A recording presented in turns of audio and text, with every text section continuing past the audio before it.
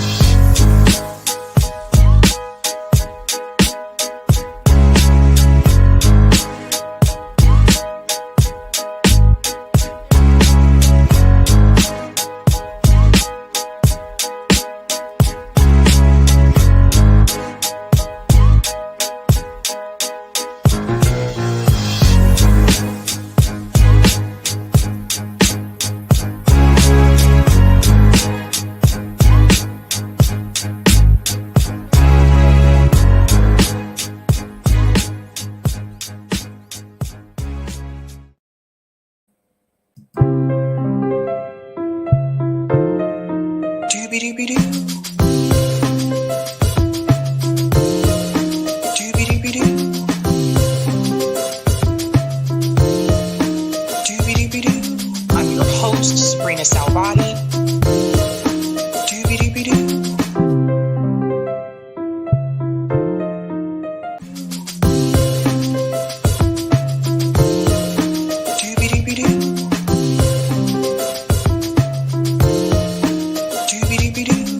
I'm your host, sabrinasalvati.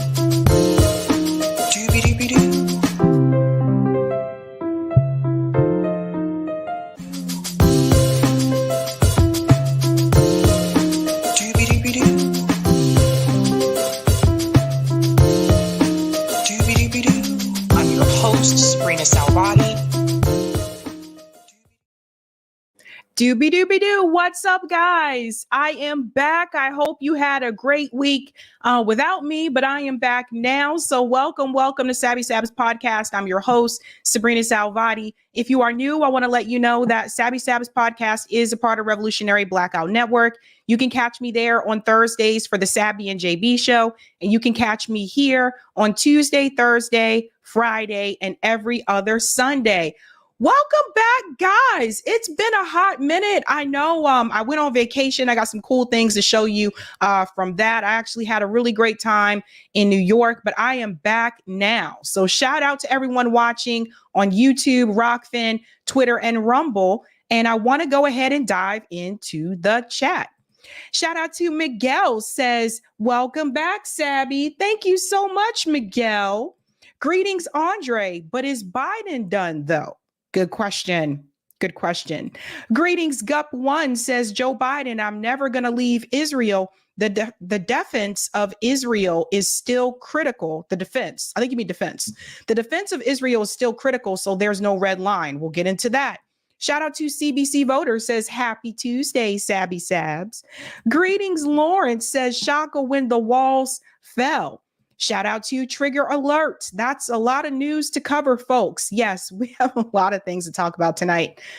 Greetings, Robert says, Pisces, back from vacation. All hail the fishes. Shout out to Flower Bro. From the river to the sea, Biden gets no vote from me. Bingo. Bingo. Greetings, Randy. Hope your birthday was an excellent one, Sabby. It was. Shout out to Lorez, says, hey, Sab, Eric, and Sabby fam. Did you watch the Oscars? Loved Glazer's shot at Israel. Of course, that speech is not on the Oscars YouTube channel. No, it is not. Missed you and hope you enjoyed time off. Hit the like. Thank you so much. Shout out to Hannah G. Missed you, Sabby. I missed you guys too. It was weird, it was weird not streaming for 5 days straight. I got to tell you, that part was weird. Shout out to Red 6 says, hello, Sabby. Seems like forever and a day since we last heard from you. I hope you enjoyed your B-Day and time off. I did. Shout out to Silver Surfer says, hope you enjoyed your vacation and your tacos, Sabby. Interestingly enough, I didn't have any tacos when I was on vacation. Shout out to Mastermind Hour says, if we can make China sell TikTok, can we make Israel sell Congress? Oh, that one was a good one. Shout out to Not Guilty. Candace works for the Israeli intelligence, but go off SHMULEY. Oh, I got some things to tell you about that story tonight. Shout out to Tim, though. Doobie doobie doo. Love and mischief Sabs. Shout out to Jack Hemmings. Says, hi, everyone. Hey, Sabby Sabs. I hope you had a good break and B-Day. Hey, Mastermind Hour, Silver Surfer, CBC voter, and Lawrence Johnson. Shout out to SMU. Says, hope you had a great B-Day week, Sabby. Shout out to Bad Cookie. Says, hit that like button. It's kosher. Shout out to Eric T. Red. Says, here we go. Back at it. Shout out to Cam. Let's hope Sabby didn't take a Boeing on her return trip back home. No, I did not. No, I did not. And shout out to Sophia. Says, hello from the UK. Hello. Is it me you're looking for? Can see it in your eyes. All right, guys, let's go ahead and dive in. Let's give a shout out to Sabby patrons. Thank you guys so much for your support. You're holding down the fort around here.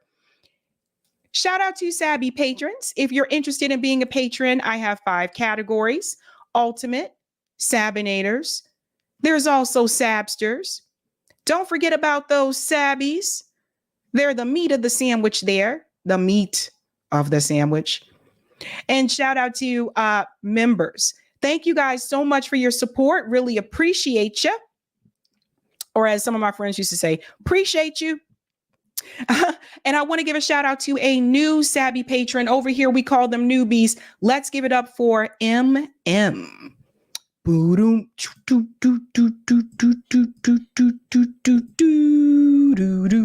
Yeah, I have the little intro song stuck in my head too. I love that song. I love it. I love it. I love it.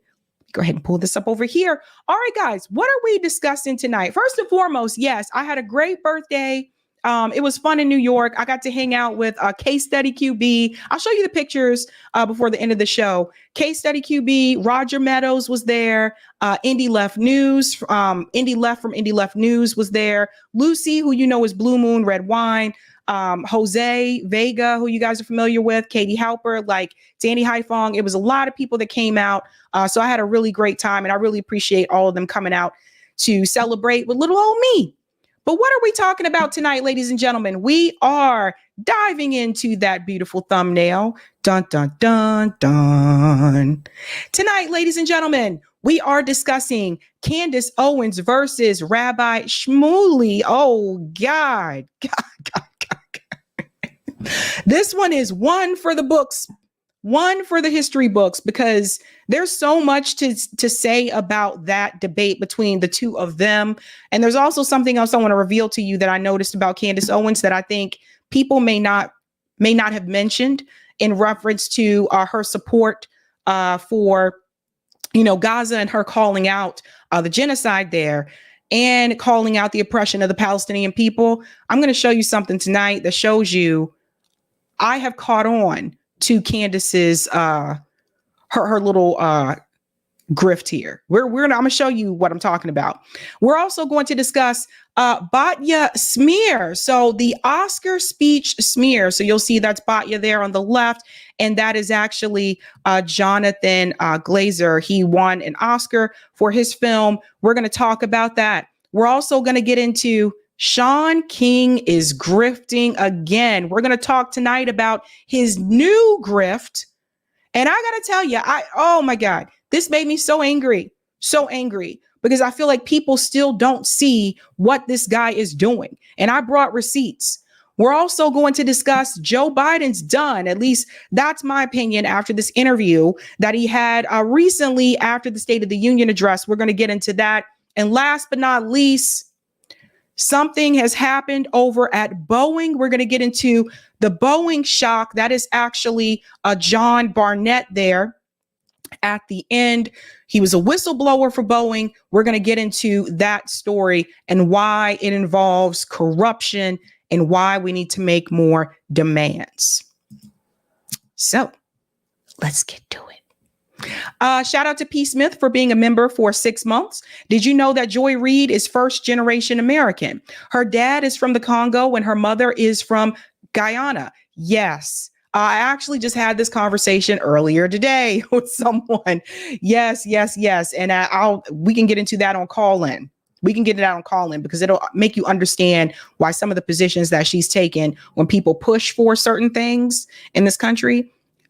We'll get into that. Shout out to my comrade JB says, good evening, everyone. Forehead kisses. Good to see you back, Sabs. Hope the Mongolian beef was slamming. It was good. I made Mongolian beef last night. I was telling JB about it earlier. And Bad Cookie says, Sabby beat Indy at bar dice. The bar dice. That's cute, though. Okay. Let's go ahead and dive into the first story here. So I obviously did not stream the night of the State of the Union address because I was in New York, but I did catch parts of it, as you can imagine. It was very cringe. There were a lot of lies told by Joe Biden, just like there were a lot of lies told by Donald Trump when he had his State of the Union address speeches. They both lie. It is what it is. But there were a couple of things that were mentioned during that speech that actually were addressed recently in this interview with MSNBC. And one of those has to deal with immigration. The other one has to deal with, of course, Israel and Gaza. Let's go ahead and get into that interview here. Mr. President, it's great to see you again. Thank you for doing this. So that was one hell of a speech you gave Thursday night. I'm going to touch on 3 specific areas there. The first one being, I noticed the look of surprise on your face when you walked into the chamber and you saw Congresswoman Marjorie Taylor Greene. It was priceless. You feigned shock at seeing her. But during your response to her heckling of you, you used the word illegal when talking about the man who allegedly killed Laken Riley. An undocumented person. And I shouldn't have used illegal. It's undocumented. And look, when I spoke about the difference between Trump and me, one of the things I talked about on the border was that the way he talks about vermin, the way he talks about these people polluting the blood.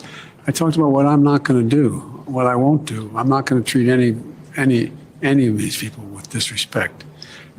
Pause. So let's talk about a Freudian slip. When Joe Biden said during the State of the Union address, and he used the word illegals, that's what Joe Biden really means. Notice he interrupted there and said, oh, I meant undocumented. No. That's actually what he meant when he said illegals. He's coming back to say undocumented now because he got pushback from other members in Congress and also, of course, Democrat voters who were making statements. People like Ayanna Pressley actually tweeted out and said, we do not need to use Republican rhetoric, right? But Joe Biden is not that far from being a Republican. He has a lot of right-wing views. We can talk about when it comes to women's reproduction. Let's remember Joe Biden wasn't in favor of abortion rights for women. We can talk about these things. We can talk about the way that Joe Biden has voted on legislation. We can talk about the friends that Joe Biden had. He has all this criticism for people that are on the right now that he's president, but these were some of Joe Biden's best friends. Strom Thurmond, Byrd, and I'm talking racist people were like his best friends, his buddies, his homies, his bros. I keep telling you, there isn't that much difference between the two of them. So that was a Freudian slip on his part, but he meant what he said. Look, they built the country. The reason our economy is growing. We have to control the border and more orderly flow, but I don't share his view at all. So you regret. Pause. Another thing I want to mention, okay? What Joe Biden also is not mentioning, that he also reached out to Trump to get him to help him with the border. So you don't share his views when it comes to the border, then why did you reach out to him for help? Using that word. Yes. What was it like for you to see Republicans not cheer your tough words for Vladimir Putin or for defending democracy or any of the other things Republicans used to stand for? Well, yes. Thank you for reminding me, William. I forgot about this part. Built the country.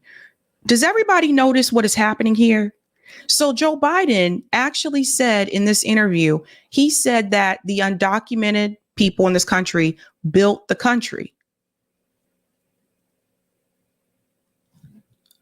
I think American descendants of slavery would disagree with you, Joe Biden. Slaves built this country. The reason why we're able to grow rice, cotton, tobacco, those were slaves who actually brought those skills to this country. Because you see, this is something that is not mentioned oftentimes. When slaves were brought to the United States, part of the reason they were brought here was to produce those types of crops, because the plantation owners didn't know how to do it. They didn't know how to grow rice. They didn't know how to grow cotton. They didn't know how to do these things. But they saw these things being done in countries in Africa. So they brought them here, not just for free labor, but to produce those crops. And also, of course, they were abused and tormented, and family members were torn apart along the way. But notice how he's already given credit to undocumented immigrants for building the country instead of slaves building this country. Pay attention to that. Well, I think some of them still do stand for it, but they're pretty much intimidated by Trump right now. I mean, the idea that, look, I'm talking to you, I'm down here talking to these folks who are starting businesses, getting endorsed by minority businesses. He's up with Marjorie Taylor Greene in North Georgia.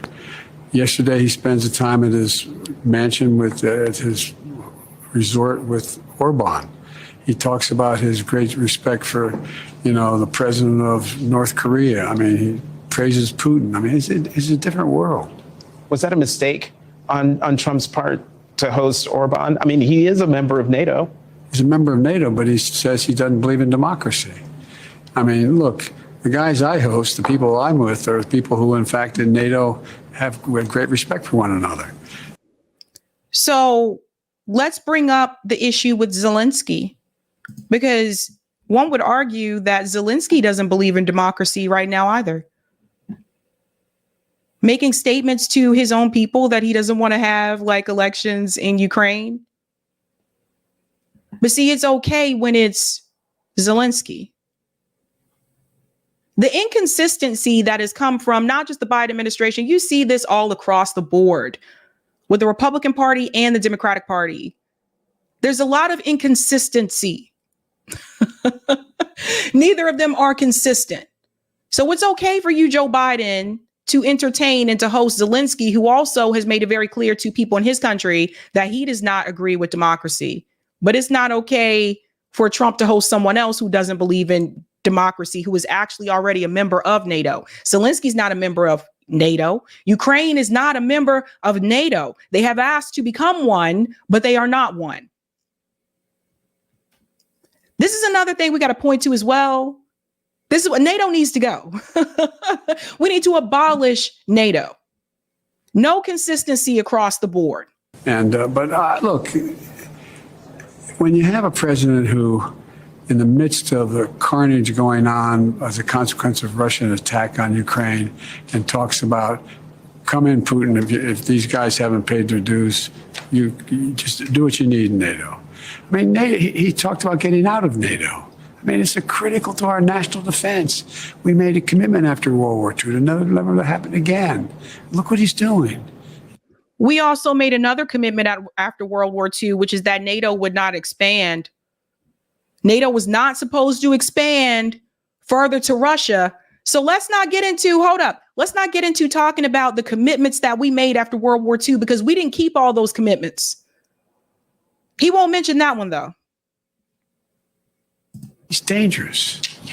You were caught on a hot mic after your State of the Union address talking to Secretary of State Antony Blinken and Senator Michael Bennet, saying, quote, I told him, Bibi, and don't repeat this, but you and I are going to have a come to Jesus meeting. What do you mean by that? What I meant was, it's an expression used in the southern part of my state, meaning a serious meeting. And it was, I've known Bibi for 50 years, and he knew what I meant by it. So what's the come to Jesus part? Like what tough love are you going to give to the prime minister?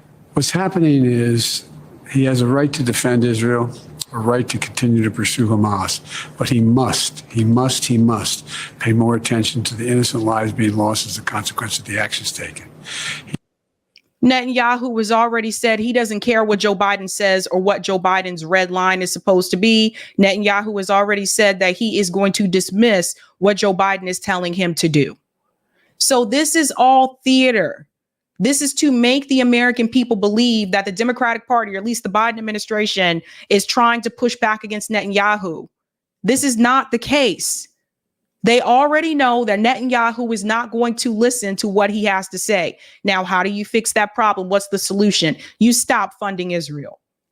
You stop giving the money. And if you notice, they're never willing to go that far. Some members of Congress are, but the Biden administration and also the Trump administration too, if Donald Trump was in office right now, same thing would be happening. Both parties approve of funding Israel. Both parties tell you that Israel has a right to defend itself. They don't differ when it comes to that particular issue because both parties take money from AIPAC and the Israeli lobby. They're all bought and paid for. So Joe Biden, what he's telling you right now, this is theater, folks. It is election year. He's trying to convince people that he's trying to do all that he can to make sure that the genocide against the Palestinian people does not continue. And he won't even use the word genocide, by the way. So that tells you everything. Won't call for a ceasefire. Won't stop funding Israel. So if you're continuing to give them the weapons and the funds, and you won't call it a genocide, and you're not calling for a ceasefire, why should they even believe that you're serious? Because you're not. He's hurting, in my view, he's hurting Israel more than helping Israel by making the rest of the world, it's contrary to what Israel stands for.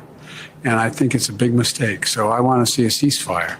And I'm starting with a major exchange of prisoners for a 6-week period. We're going into Ramadan. It should be nothing happening. And we should build off of that ceasefire. And look. Pause. Notice the 6-week period. He is talking about a temporary pause. You see, the Democratic Party, once again, they have found a way to co-opt another movement. The pro-Palestinian movement that's calling for a ceasefire is also calling for an end to the occupation. So what the Democratic Party will often do, and they did this with Black Lives Matter as well, they will co-opt these movements, they will water the demands down and make it seem like they're actually fighting for what the movement wants, but the movement doesn't. And oftentimes what I have seen is that the movement will cave to what the Democratic Party wants, and that's the end of the movement. Those of you, I got to tell you, don't stop talking about what's happening to the Palestinian people. We cannot make the same mistake that we made during the Black Lives Matter movement, during the George Floyd protests. We can't make that mistake again. We can't make the same mistake that we've made with climate movements. We can't do it. Because this is what they do. They co-opted, they water the demands down, and then people just give in and say, okay, well, this is the best that we can get. No, we can't do that. Imagine if the civil rights movement did that. Imagine if the civil rights movement just said, oh, geez, well, they tell us that they're going to help fund some of our schools, but they're not going to dismantle all these other laws. They're not going to remove Jim Crow laws in the South, which were actual laws on the books. They're not going to do this. They're not going to do that. Imagine if all of those civil rights activists just caved and said, well, we got one thing. We have to be careful about political parties co-opting movements. Look, I've spoken with the majority of the Arab leaders from Saudi Arabia to Egypt to Jordan. They're all prepared to fully recognize Israel and begin to rebuild the region. And that's the focus. What comes after Gaza? What's next? It's a tough decision, but there's a lot that can be done. On the ceasefire, it is Saturday. The holy month of Ramadan starts on Monday. Is it possible that a ceasefire deal could be reached in time for Ramadan to start? My CIA director in that region right this minute still talking about it. I think it's always possible. I never give up on that. So that's already false because Israel has been attacking Rafah since day one of Ramadan. So just FYI. What is your red line with Prime Minister Netanyahu? Do you have a red line? For instance, would invasion of Rafah, which you have urged him not to do, would that be a red line? It is a red line, but I'm never going to leave Israel. The defense of Israel is still critical. So there's no red line. I'm going to cut off all weapons so they don't have the Iron Dome to protect them. They don't have. But there's red lines that if he crosses, you cannot have 30,000 more Palestinians dead. Pause. So much to say here. So first and foremost, he's asking him if the red line is if Israel does a ground invasion of Rafah, right? So that's what he's asking Joe Biden. Joe Biden says, well, yes, that is a red line. But then he goes on to tell you, but I'm never going to abandon Israel, that they have a right to defend themselves, that they have a right to continue to have the Iron Dome. He's not going to make it so that they cannot continue to get weapons from the United States. This is a joke.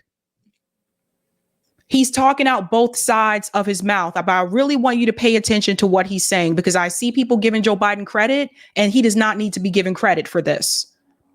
What Joe Biden is telling you is that there really is no red line.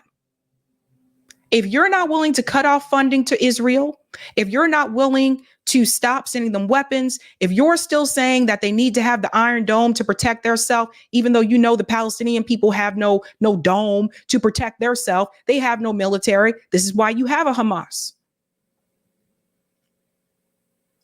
There is no red line for Joe Biden. There is no red line for DC. It's not just him. It's all of them. It's Congress and the White House and the military industrial complex. It's all of them. We wouldn't even have this issue if it wasn't for the Israeli lobby. We wouldn't have this issue if AIPAC didn't exist, which AIPAC should be a foreign agent, by the way. If AIPAC didn't exist, if the Israeli lobby didn't exist, if they weren't bought and paid for, we would not have this issue. But because they sold their souls to the Israeli lobby, that's how we got here. How dare you sit up there and tell people that one state has the right to defend theirself, but the other one, the other people in Gaza, the people in the West Bank, they don't. They don't.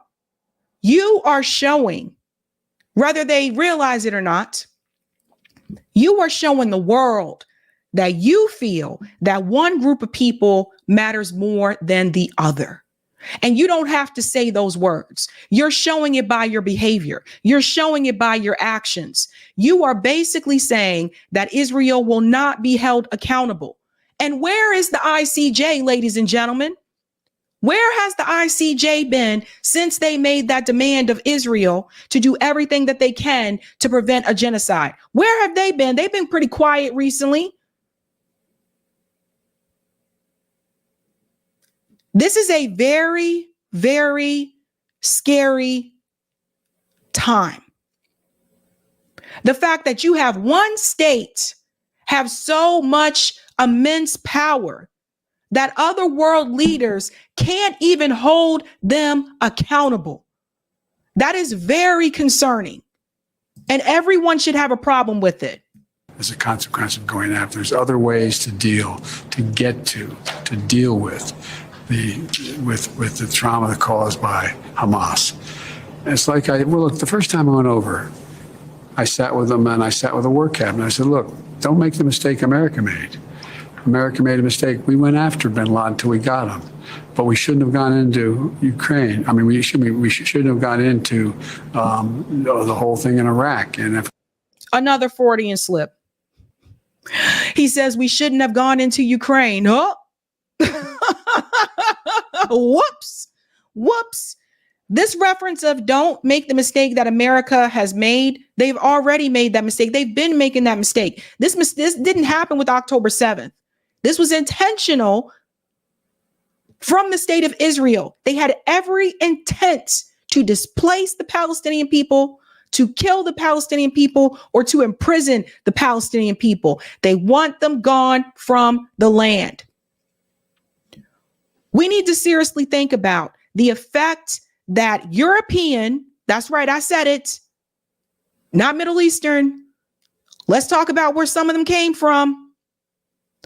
We need to talk about the effect that European colonization has had on the world, not just the United States, but the entire world. Because a lot of times you bring up colonization and people mention North America. It wasn't just North America. I mean, how many countries did the British colonize? How you just move somewhere and there are already people living there and you say you're just going to take over? At one point in time, Jewish people and Palestinian people actually lived side by side in Palestine. Zionism changed all that. Changed all of it. This is the final phase of European colonialism. And I've been trying to explain this to people. That is the Middle East. To push the Arab people out, just like African people in African countries have been displaced, just like indigenous people in this country were displaced, all over the world. This is the final phase. And you know who's backing it? The United States.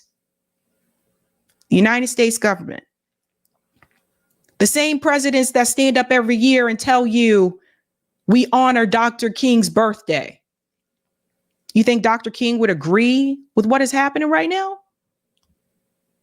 The pandering of it all. They still support colonialism. They still support displacement, whether it's this country or another country. They still support the plantation nation. And you have to understand that, folks. It's not just a problem in this country. It is all over the world. And I'll give you another example. Why do you think when you go to so many other countries, you walk into the store, why are there so many aisles of skin bleaching cream? It's not just Korea. It's Thailand, countries in Africa, Jamaica.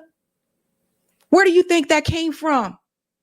That came from European colonialism. It's a hot mess. Afghanistan wasn't necessary. Wasn't necessary. And it just caused more problems than it raised, than it cured. Who actually wants a deal? Do you think Hamas actually wants a ceasefire?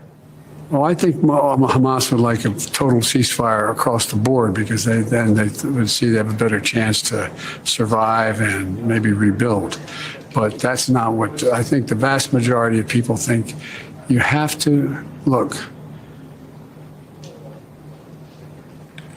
After what happened in World War II and the carpet bombing that took place, what happened was we ended up in a situation where we changed the rules of the game, our constitutional legitimate rules of war. And they should be abided by. Some have suggested you should go back to Israel and address the Knesset, the Israeli parliament. Is that something you would do? Yes. Would that have to be at the invitation of the prime minister, or could that be at the invitation of the president? I'd rather not discuss it more.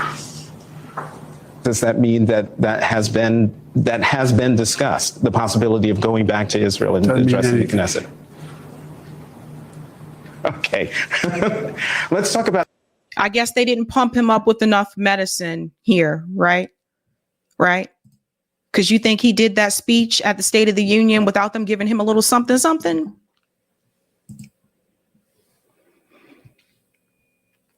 Now, I want to show you just how dangerous Joe Biden's rhetoric has become, because you'll see this from another Congress member. So Medea Benjamin actually approached Representative Randy Weber.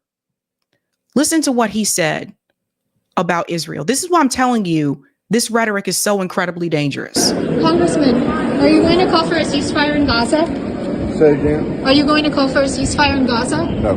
Can I ask the reason for that? Why aren't you concerned about the genocide of Palestinians? Israel has the right to protect themselves. Well, is collective punishment the protecting itself, the murder of thousands of innocent civilians? Israel has the right to do whatever they want.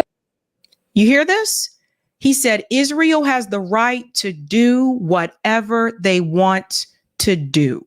Now, let me explain something to you folks. Netanyahu is actually caught on video saying that next they'll go into Africa and liberate people there. That means displace the people.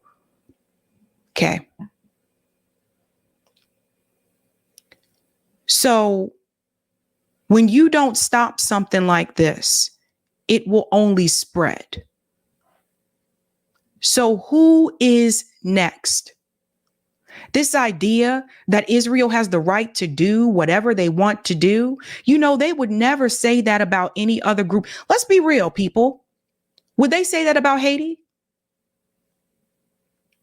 Would they say that about Afghanistan? Would they say that about Kenya? What about Somalia? No. But they say it about Israel. That is a very, very dangerous statement. You think Netanyahu doesn't see that and hear that? You think Zionists don't see this and hear this? That they can do whatever they want to do?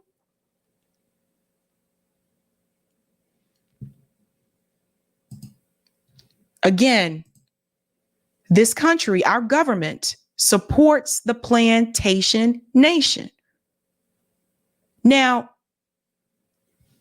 what's funny is that after all of this, someone sent this to me, apparently Breaking Points, they're still trying to find a way to applaud Joe Biden's work as president. So let's go ahead and point out some of the lies and inconsistencies, right? Now, this is about labor. They even get some of this wrong. You got to ask yourself, people, you really got to ask yourself, how many people actually care about what's happening to the freaking people? And how many people just trying to get paid? It is an incredible tragedy because, you know, before Gaza, I was out there saying, listen, it's not just a lesser of two evils vote. If you look just at antitrust and you look just at labor. And just at wages, like wages now are growing faster than prices, and they have been. Pause. Just at antitrust and just at labor.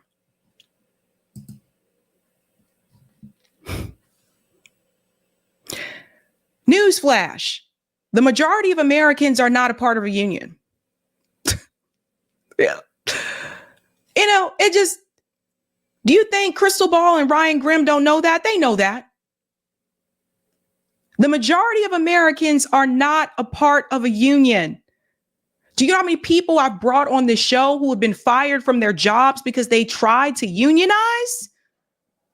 Whether it's been Starbucks workers, Amazon workers, Chipotle. There's been a number of them. We had an entire labor summit on RBN. Talk to people who lost their jobs because they were trying to start a union. Okay, so let's stop pretending like this labor stuff with Joe Biden is enough to make people go out and vote for him.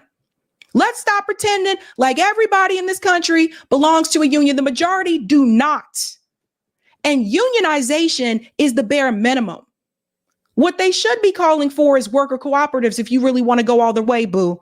Because when you join a union, you just become a rank and file member. The union management oftentimes will make decisions of the union that the members don't even want. So there's that. Ryan Grimm goes on to say, oh, well, the wages have definitely increased. For who? For who? Much higher than the prices. What? I was at the grocery store earlier today. Prices still look high to me. People out there working 2 jobs. You think these wages are really helping them right now? If the wages have increased that much, why are people still having to work 2, 3 jobs? Why? Who is really passionate about the issues and who is just trying to get paid? Like if you care about and especially at the lower end. If you care about checking corporate power, the people he put in place in key, positions have done a great job, and they've been aggressive, and it's been groundbreaking, and it's been a real break from the Clinton-Obama Democratic Party, and obviously. Pause. Crystal brings up Biden has been checking corporate power. How you checking corporate power and you taking corporate money and you a politician, boo? How you checking corporate power and you still back in the pharma industry? I thought these people were all for Medicare for all. What happened to all that? What happened to get the corporate money out of electoral politics? So how you corporate money, boo? How you checking corporations if you taking money from the Israeli lobby? And Joe Biden has taken the most money from the Israeli lobby going all the way back to 1990. He's taken over $4 million. So how you checking these people?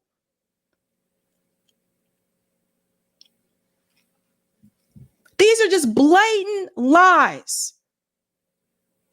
So a couple of people from different companies were able to unionize. That's great. I covered those stories on these shows, but that is not the reality for most working class Americans in this country. These people are not working class. They don't know what it's like.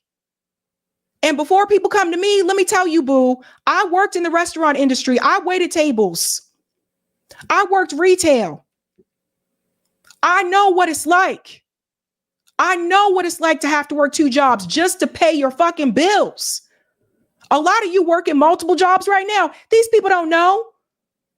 Now, Ryan Grimm, he came on the RBN and he said he grew up poor and that we were right about our class analysis. You're not poor no more. How quickly we forget what it's like. Quickly we forget. So what's these people's, what's their motive here? I told you before, when you make a statement and say we are going to be the new mainstream, you don't become the new mainstream unless you sound like mainstream, okay? You repeat the same damn talking points that mainstream media is saying. And every now and then you throw in a little bit of progressiveness here for the Crystal side. Sagar throwing a little bit of conservative for his side and stuff like that to make it seem like you got that populist view. But at the end of the day, if you telling people that Joe Biden did a good job, except for the whole Gaza issue, you mainstream, boo. I see no different from you and MSNBC and CNN. How dare you sit here and tell this damn lie? Wildly better than, Trump had a bunch of union busters in at the end. It is an incredible tragedy because, before Gaza, I was out there saying, listen, it's not just a lesser two evils vote. If you look just at antitrust and you look just at labor. And just at wages, wages now are growing faster than prices. And they have been for several years, and especially at the lower end. If you care about checking corporate power, the people he put in place in key, positions have done a great job. And if you care about checking corporate power, you do not support the politicians that take corporate money.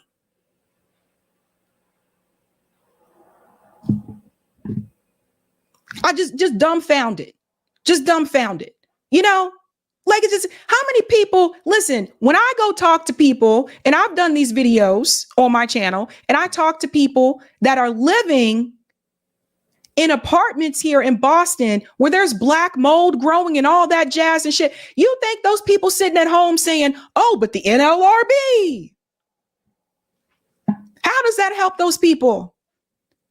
How does that put food on their damn table when the grocery prices are high and rent continues to increase? This is why a lot more people are leaving the cities, boo. So it just, you cannot get me here. The wages increase under Joe Biden. So look at all these great things that happened under Joe Biden. What does that matter? First of all, for what industries? And 2, what does that matter when the rent continues to increase along with it? Are we just accepting the bare minimum now? You got to say all these good things about Joe Biden, right? So you continue to maintain access to people in corporate media? Get out of here. Joe Biden is a clown. And I think that entire interview that he did, to me, that says Joe Biden is done. Let's go to some of the comments here. Thank you for the super chat, Sparky. Sabby, love, I got to say it again. You're the bestest girl ever. Oh, thank you, Sparky Spark. Thank you for this one as well. He may have been illegal, but he wasn't undocumented. He was documented when he was allowed into the country by officials. Interesting. Thank you for this as well. I saw a picture of you with Katie Halper. I'm impressed. You kept your composure. Many would think you two would get into a cat fight over me. Oh, Sparky, you're so sweet. Thank you for the super sticker, Sarapetes. Interesting name. Thank you, Snork.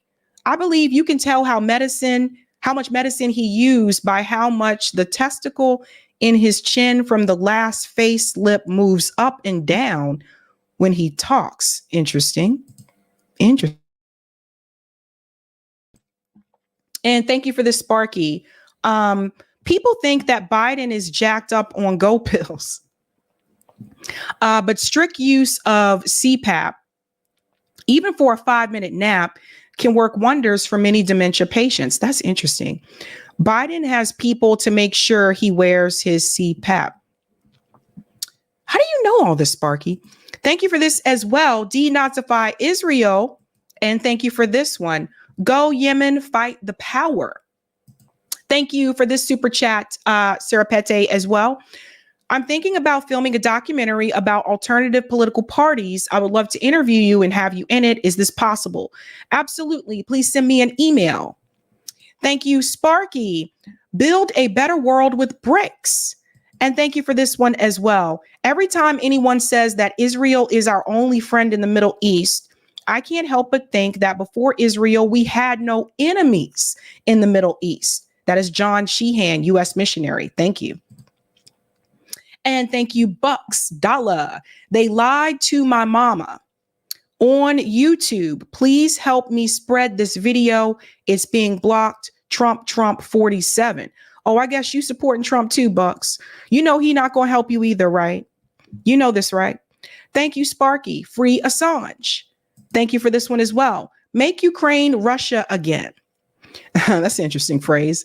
And thank you for this one, Sparky. Don't even leave a patch called Ukraine, lest it remains a NATO playground, carpetbagger money laundry, and becomes a Black Rock property. Thank you for the super sticker, John Phillips. And thank you for the super chat. Sabby shouts out Pisces gang, my B-Day Sunday. Okay, let's give John a happy birthday. Another Pisces in the house. Thank you, Allie. There is no more money for Zelensky because they are using it for Biden's drugs. Every time Biden blinks, it's like his brain is backfiring. Thank you, Sparky. Boomer congressmen and senators are ignorant of what's actually going on in the world because they only get legacy media news and maybe a Facebook news feed and are briefed by corrupt intel agencies. I hear you. And thank you for the super chat, ANJ. Sabby, love ya. Thank you. And thank you, Anita. Hey, from Columbia, South Carolina. What is up, Anita? My old stomping ground. What is up? Columbia in the house. Speaking of South Carolina, we got a doozy for you with this story. So apparently, there was a Boeing whistleblower by the name of John Barnett, who apparently was about to testify. And now John is gone. Let's go ahead and get into this story. And I'm going to tell you why this reminds me of another story about a journalist that published something in 1996 that I'll get into in just a second. But John is gone. This is crazy. Talk about an incredible story developing overnight. Questions now swirling around the death of Boeing whistleblower John Barnett. He was a safety and quality control manager for Boeing for decades, who became one of the most vocal whistleblowers against that company. Police say he died in South Carolina after he had reportedly been testifying in a deposition as part of a major lawsuit against his former employer. Nick's here with the very latest in the story. Nick, he was set to appear for even more questioning that same day he was found dead. Timing is suspicious here. Timing is suspicious, Marky, and it remains an active investigation. Barnett was in Charleston to testify against Boeing as part of a class action lawsuit. The Charleston County Coroner's Office said Barnett died of a self-inflicted gunshot wound. By Saturday, when Barnett didn't show up for questioning, police went looking for him. Police say... Pause here. Hold on to that part there where they said self-inflicted. Hold on to that part. The 62-year-old was found in his truck outside of his hotel. Barnett spent 32 years working for Boeing, including as a quality control manager at one of the 2 U.S. factories that built 787 Dreamliners. Just 2 years after his retirement, Barnett told the BBC about his concerns that the push to build new airplanes was leading to a rushed assembly process that compromised safety. And he spent the last 5 years blowing the whistle on what he saw as substandard safety protocols. Speaking to TMZ about the Alaska Airlines door plug blowout earlier this year, Barnett said, quote, "What we're seeing with the door plug blowout is what I've seen with the rest of the airplane as far as jobs not being completed properly, inspection steps being removed, issues being ignored." Another Boeing employee turned whistleblower, Ed Pearson, told News Nation's Connell McShane an almost identical story about his time at Boeing. Mm-hmm. I started seeing a lot of problems in the factory. This was in 2018, and we just saw a deterioration of quality. And meanwhile, the airplanes are being rushed out the door. There's huge pressure from corporate headquarters to get these planes out the door. And employees are tired, they're fatigued, they're making mistakes. There's not enough of them, parts issues, all kinds of issues. It was absolute chaos. Pause there for a second. He brings up a labor issue, and I want to talk about the connection here to corporate greed, right, and corruption. Why were the employees tired? Because they were overworked. So instead of hiring more people to meet the timeline for those planes to actually go out the door, Boeing decided to save money by actually just having fewer people. Now, we see companies do this all the time. So they overwork the workers that they have in order to save some type of money, because you hire new employees, that means that's more people you have to give benefits to. It's just the reality. So there's what your salary is, and then there's what they call the compensation package. The compensation package includes your healthcare benefits, your dental, your paid time off, et cetera. All that stuff lumped in together is a compensation package, which does cost the company money. So first problem is overworking employees, right? Okay. So this is another way that capitalists, particularly that billionaire class, exploit the workers, overworking the people you have instead of hiring more people so that the workers that you have can all have a decent amount of time off and they can get more rest. So that's one problem. The other thing, failing safety inspections and still rushing these planes out the door. That's all about greed and profit. Oh, who cares if these inspections don't pass? We got money to make here. Let's get these planes out the door.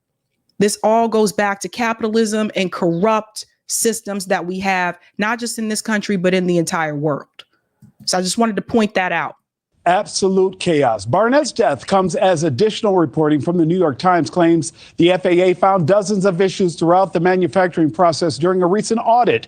The Times reports the FAA reviewed 89 separate aspects of the process, and Boeing failed 33 of them, including a mechanic allegedly using a hotel room key to check a door seal and another using Dawn dish soap marquee to a door seal as lubricant.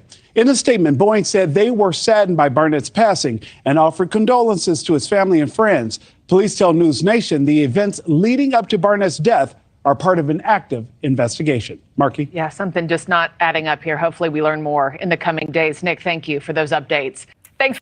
Yeah, something not adding up, of course. Why would someone who was a whistleblower and has been providing information over the past 5 years, why would they just decide to end it all? Hold on to that thought. Hold on to that. We're going to go into a little bit more detail here because The Guardian also talked about this. By the way, for those who are not aware, I lived in South Carolina before. Boeing is one of the biggest employers in the state of South Carolina. So just keep that in mind as well here. It says Boeing whistleblower found dead in South Carolina. A former quality manager of Boeing, who became a prominent whistleblower and raised concerns over the plane maker's production line, has been found dead. John Barnett died on Saturday from what appeared to be a self-inflicted gunshot wound. Hold on to that. Again, we'll come back.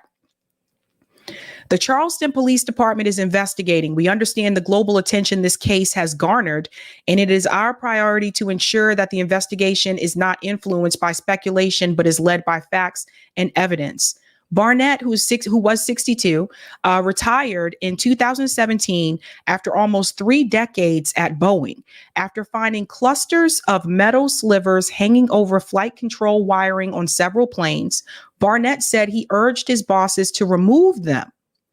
Instead, they moved him to another part of the company's plant in North Charleston. So he did what most people would probably do, right? Report it to your manager. Report it to management and let them know, hey, there's something going on here in reference to, the production.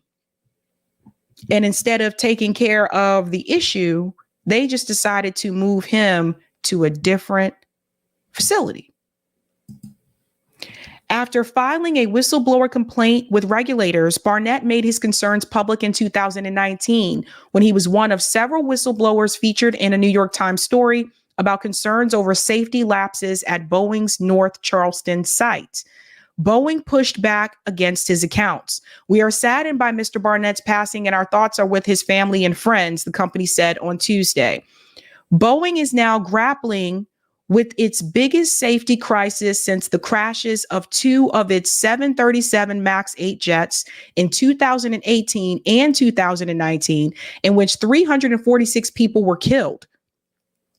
So, 2018, 2019. You would think that after 346 people were killed because of failed production, not passing these inspections, you would think that would have pushed the company to do things the right way. But no, it didn't. You know why?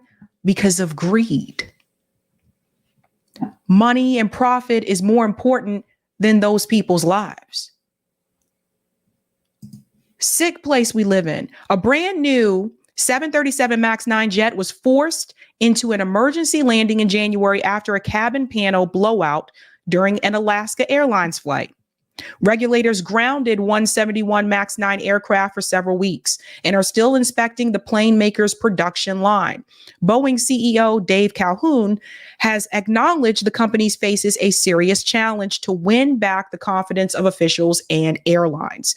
Earlier this month, however, Jennifer Hamindi, chair of the National Transportation Safety Board, revealed that Boeing had declined to tell investigators who worked on the door plug that blew off during the Alaska flight and had yet to provide documentation about a repair job that included removing and reinstalling the panel. It's absurd that 2 months later, we don't have that. Without that information, that raises concerns about the quality assurance, quality management, and safety management systems at Boeing, which is exactly what John Barnett was trying to explain. The company later stressed it had deep respect for the agency. We have now provided a full list of individuals on the 737 door team in response to a recent request. With respect to documentation, if the door plug removal was undocumented, there would be no documentation to share. How many of you in the chat have worked in manufacturing? Let me know if you have in the chat. If you have, just say, I have. Because if you have, I'm pretty sure you know that there are certain procedures and protocols that have to be followed, whether you're working at Boeing or you're working for, even at like a brewery, to be honest with you. There's certain things that, certain checks and protocols that have to be done. Quality checks, right? Oh, I see a couple of you have. The Lion's Den, Joseph. Carl says, I was manufacturing adjacent. Robert says, I have in quality. Okay, a bunch of you. Fiery says yes, muchly. All ones the same said I have. Safety is no accident. Jose used to work in Sanford Corps in Illinois. Grassy Knoll, Boeing is a major military contractor. Yes, it is. Math fun games, I have. Okay, Chonktown have. Okay, so a lot of you have worked in, there's a lot of you, there's so many to go through, have worked in manufacturing. So you know what needs to be done, right? Okay. Let me show you the timeline of how things actually panned out. And shout out to Dr. Frenzer for sharing this on Twitter. We'll start at the bottom because that's the way it starts the timelines. Let's start with January 5th. On January 5th, Alaska 737 MAX 9 explosive decompression. January 6th, United to inspect 737 MAX 9's after panel incident. January 19th, Atlas Air 747-8 in-flight fire from Miami. This is all just in the month of January. January 24th, Delta 757 nose wheel loss in Atlanta. Then we jump to March. March 6th, United Boeing engine flames emergency landing. This is some crazy stuff. Guys, March 7th, United 777 loses tire, damages cars, San Francisco. Like, this is serious. March 7th, another one, Alaska flight cabin fumes returns to Portland. March 8th, United 737 MAX 8 gear failure, Houston landing. Another one on March 8th. This was on my birthday. Alaska flight, open cargo door amid lawsuit. March 11th, Boeing 787 injuries, 50 in sudden drop, Sydney. And also March 11th, Boeing whistleblower found dead.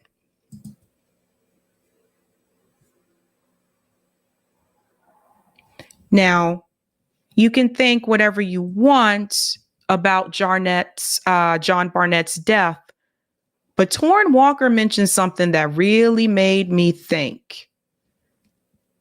Torrin said, is John Barnett the latest version of Gary Webb? Found in a burning car, the victim showed signs of being shot, bludgeoned, strangled, and drowned. Authorities determined cause of death to be self-inflicted wounds. Now, one of you actually mentioned this already. I saw it and I started. Lance, self-inflicted like Gary Webb. Now, some of you may be wondering, who was Gary Webb? Because I want to make a comparison here between the two. So let's get into Gary. And we'll pull up this here. Yeah, and I think I can make it bigger on here. Yeah, here we go. Gary Webb. You remember this guy? Let me tell you what Gary did. So we get down to this part because this is the part where most people know him for. Gary Webb is best known for his Dark Alliance series, which appeared in the Mercury News in 1996. The series examined the origins of the crack cocaine trade in LA and claimed that members of the anti-communist Contra rebels in Nicaragua had played a major role in creating the trade, using cocaine profits to finance their fight against the government in Nicaragua. It is also stated that Contras may have acted with the knowledge and protection of the CIA. The series provoked outrage, particularly in the LA African American community. And I'll show you that outrage in just a second, and led to 4 major investigations of its charges. So that is Gary Webb. Okay, so he was a journalist. There's a movie about him as well. I think Jeremy Renner plays Gary Webb in the movie. Okay, so let's scoot down to this piece here where we go to his death. And then I'll show you how people reacted in the LA community when this information was reported. Listen to this. Webb was found dead in his Carmichael home on December 10th, 2004. So this is a couple years later after he reported it, with 2 gunshot wounds to the head. So again, with his death, they claimed that it was self-inflicted. According to a description of Webb's injuries in the LA Times, they're saying that he shot himself with a .38 revolver, which he placed near his right ear. The first shot went through his face and exited at his left cheek. So let me ask you guys a question, okay? I have never worked in forensics. I've watched a lot of NCIS and a lot of Law and Order in my day. They said Gary Webb had 2 shots. So let me get this straight, ladies and gentlemen. How can you, if someone takes a shot to the head, how are they still alive or even have the energy to do another shot?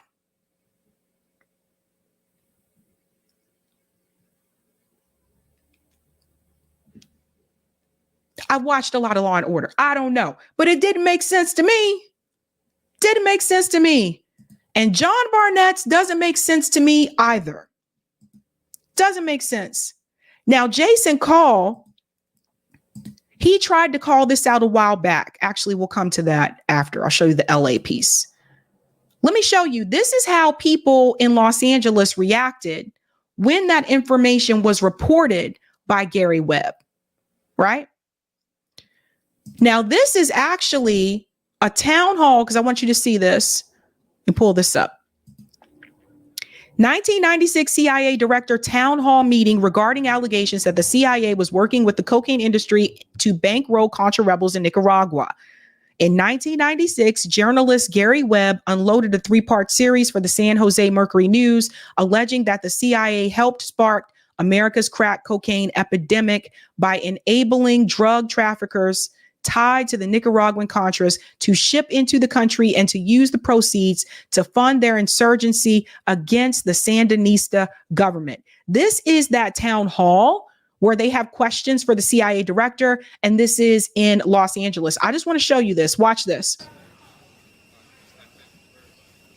Could you turn up the mic, please, so I can, okay. Please turn the mics up so this gentleman can get his question. With all due disrespect, sir, Mr. Deutsch, who is the head of the chemical weapons research before you got this job, is that not right? You were the head of chemical weapons research for the military. Is that not correct? I was Deputy Secretary of Defense. And you were in charge of chemical weapons that were used in the Gulf War. Is that not correct? That's incorrect. Is that incorrect? Yes. Okay.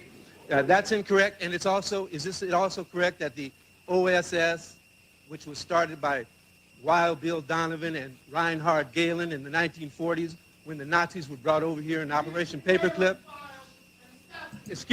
Hey, could you let me finish, please?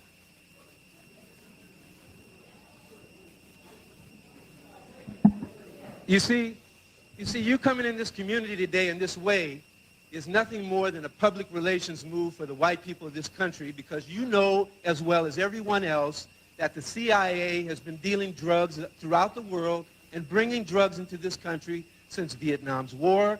You brought them in here in body bags.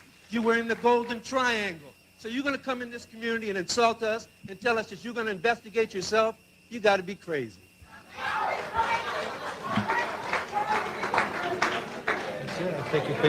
So because of that report from Gary Webb, they actually obviously had to respond, and they actually did have this town hall with the community. It's mainly particularly Black community in Los Angeles. And that gentleman was right. Like, you're coming there to tell them that you're going to investigate yourself, and they're supposed to trust that you would investigate yourself.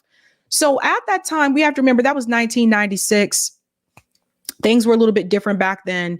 I think had Gary Webb reported something like this today, he may have been able to have more protection because we have social media. We didn't have social media in 1996, but I didn't believe it. I didn't believe about what they said with Gary Webb. That's my opinion.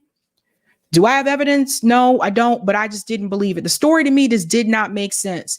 And now we fast forward to what just happened to John Barnett. This does not make any sense to me, but I've seen this happen before. I remember when the FBI they finally captured Whitey Bulger, which I've been saying for years. They knew where he was anyway. You can't sit up here and tell me you didn't know where this guy was. All these times people have pictures and videos of him walking around in Santa Monica, California. It's like, oh, we never knew where he was. They knew where he was too. There was a gentleman, another one that was supposed to testify in reference to Whitey Bulger. All of a sudden that guy shows up dead the week he's supposed to testify. It happens. But it's usually not an accident. And I find it very strange that John Barnett would choose to make that decision now, after he's been talking about this for years. I find that very strange, unless he was threatened, unless someone else came after him. We have to break the narrative from mainstream media. We can't just report these things and just say, well, this is what happens. This is what they say, so it is what it is. No, we have to start asking questions. What do you mean? All of a sudden, this guy just decides to get out of here, man. Now, Jason Call actually has been trying to warn people about this for quite some time. Jason Call said, I've been talking about this for years.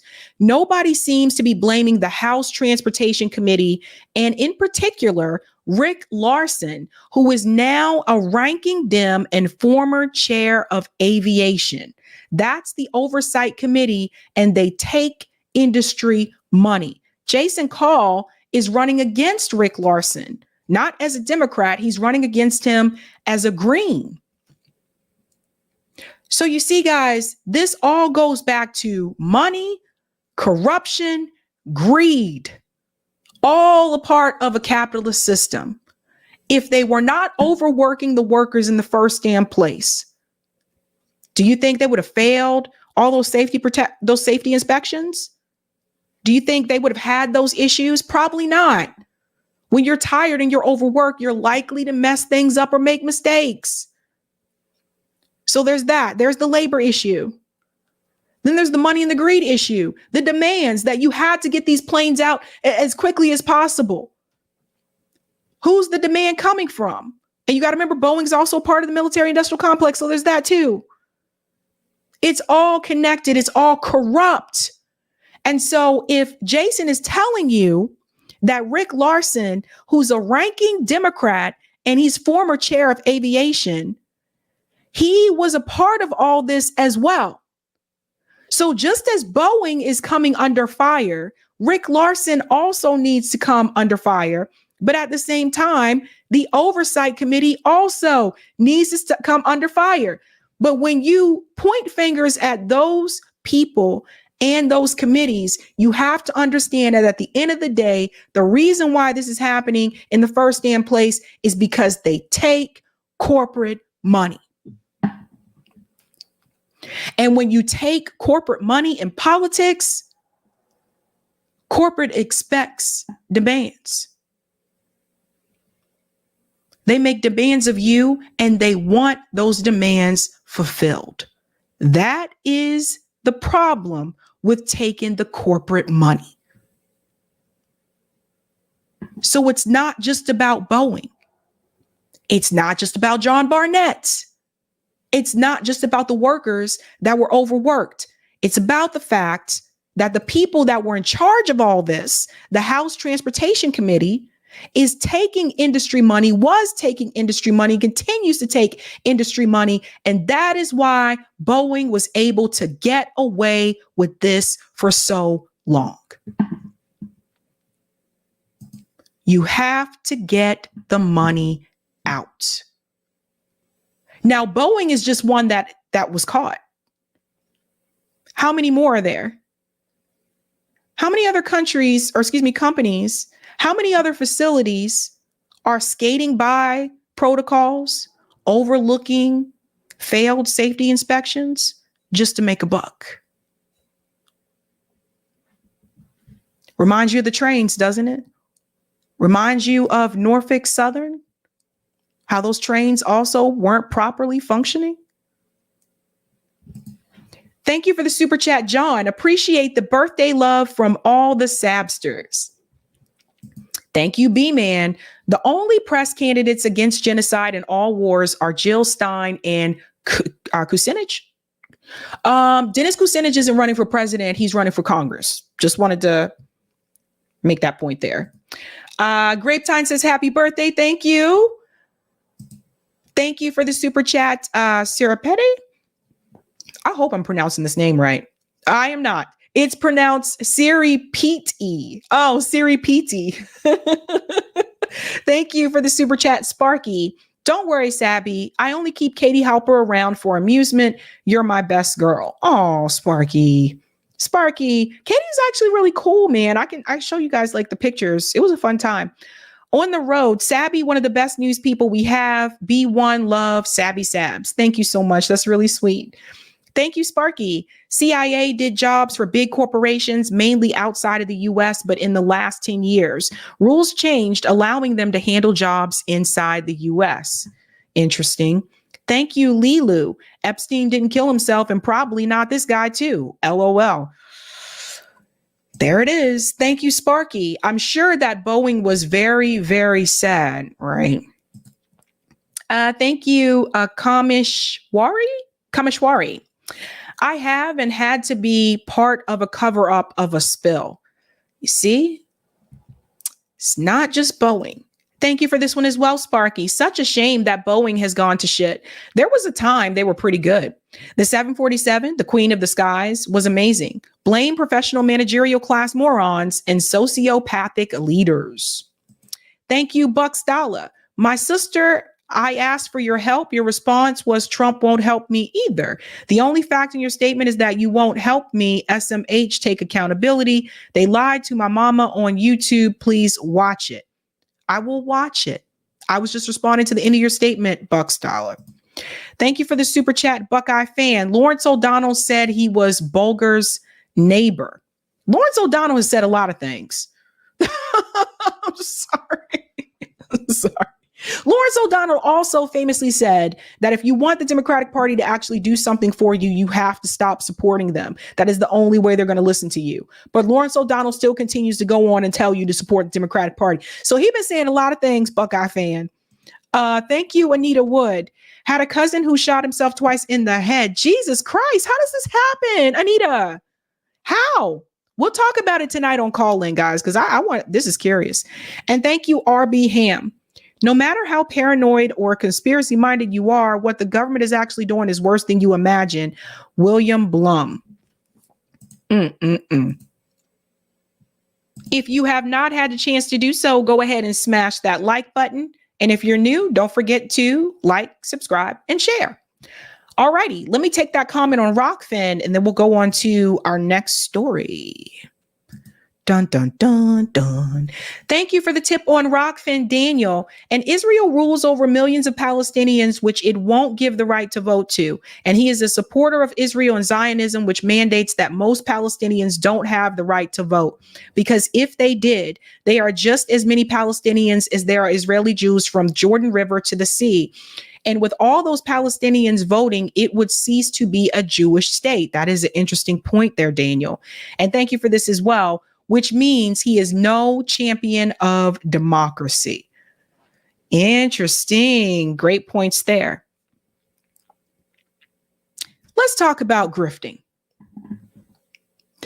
Believe it or not, ladies and gentlemen, Shaun King is at it again. Now, some people said, when I talked about this the other day, not on YouTube, but I was talking about it in passing the other day, you know, some people were like, well, Sabs, maybe he's serious this time. Just give Shaun King a chance. Nah, because I have receipts. Shaun King, also known as activist. A lot of people may not remember this, but Shaun King actually used to work with TYT. So he was actually a part of the Young Turks at one point in time. And then he found a way to make money off of police brutality, right? So that's where a lot of people know Shaun King from. That's how he made his name, I guess, like in the journalism field.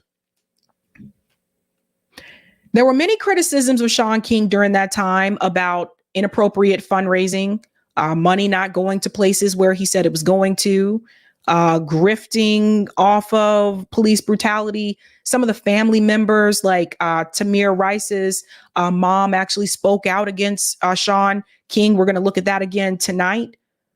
But now I think this is the grift of the ultimate grift. Because now, starting with the first day of Ramadan, Shaun King has now announced that he is converting to Islam. Check it out for yourself. Do it in Arabic and then we'll do it in English. Say, Ashhadu, an la ilaha illallah wa ashhadu anna Muhammadan Rasul Allah. I bear witness that there is only one God, and that Muhammad is his final messenger. Allahu Akbar, Takbir. Congratulations, brother. You can pass the mic now to Ray.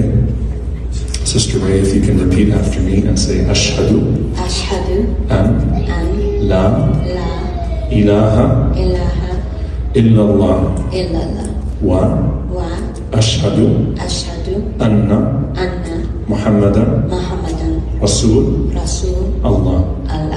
I testify that there is only one God, and that Muhammad is his final messenger.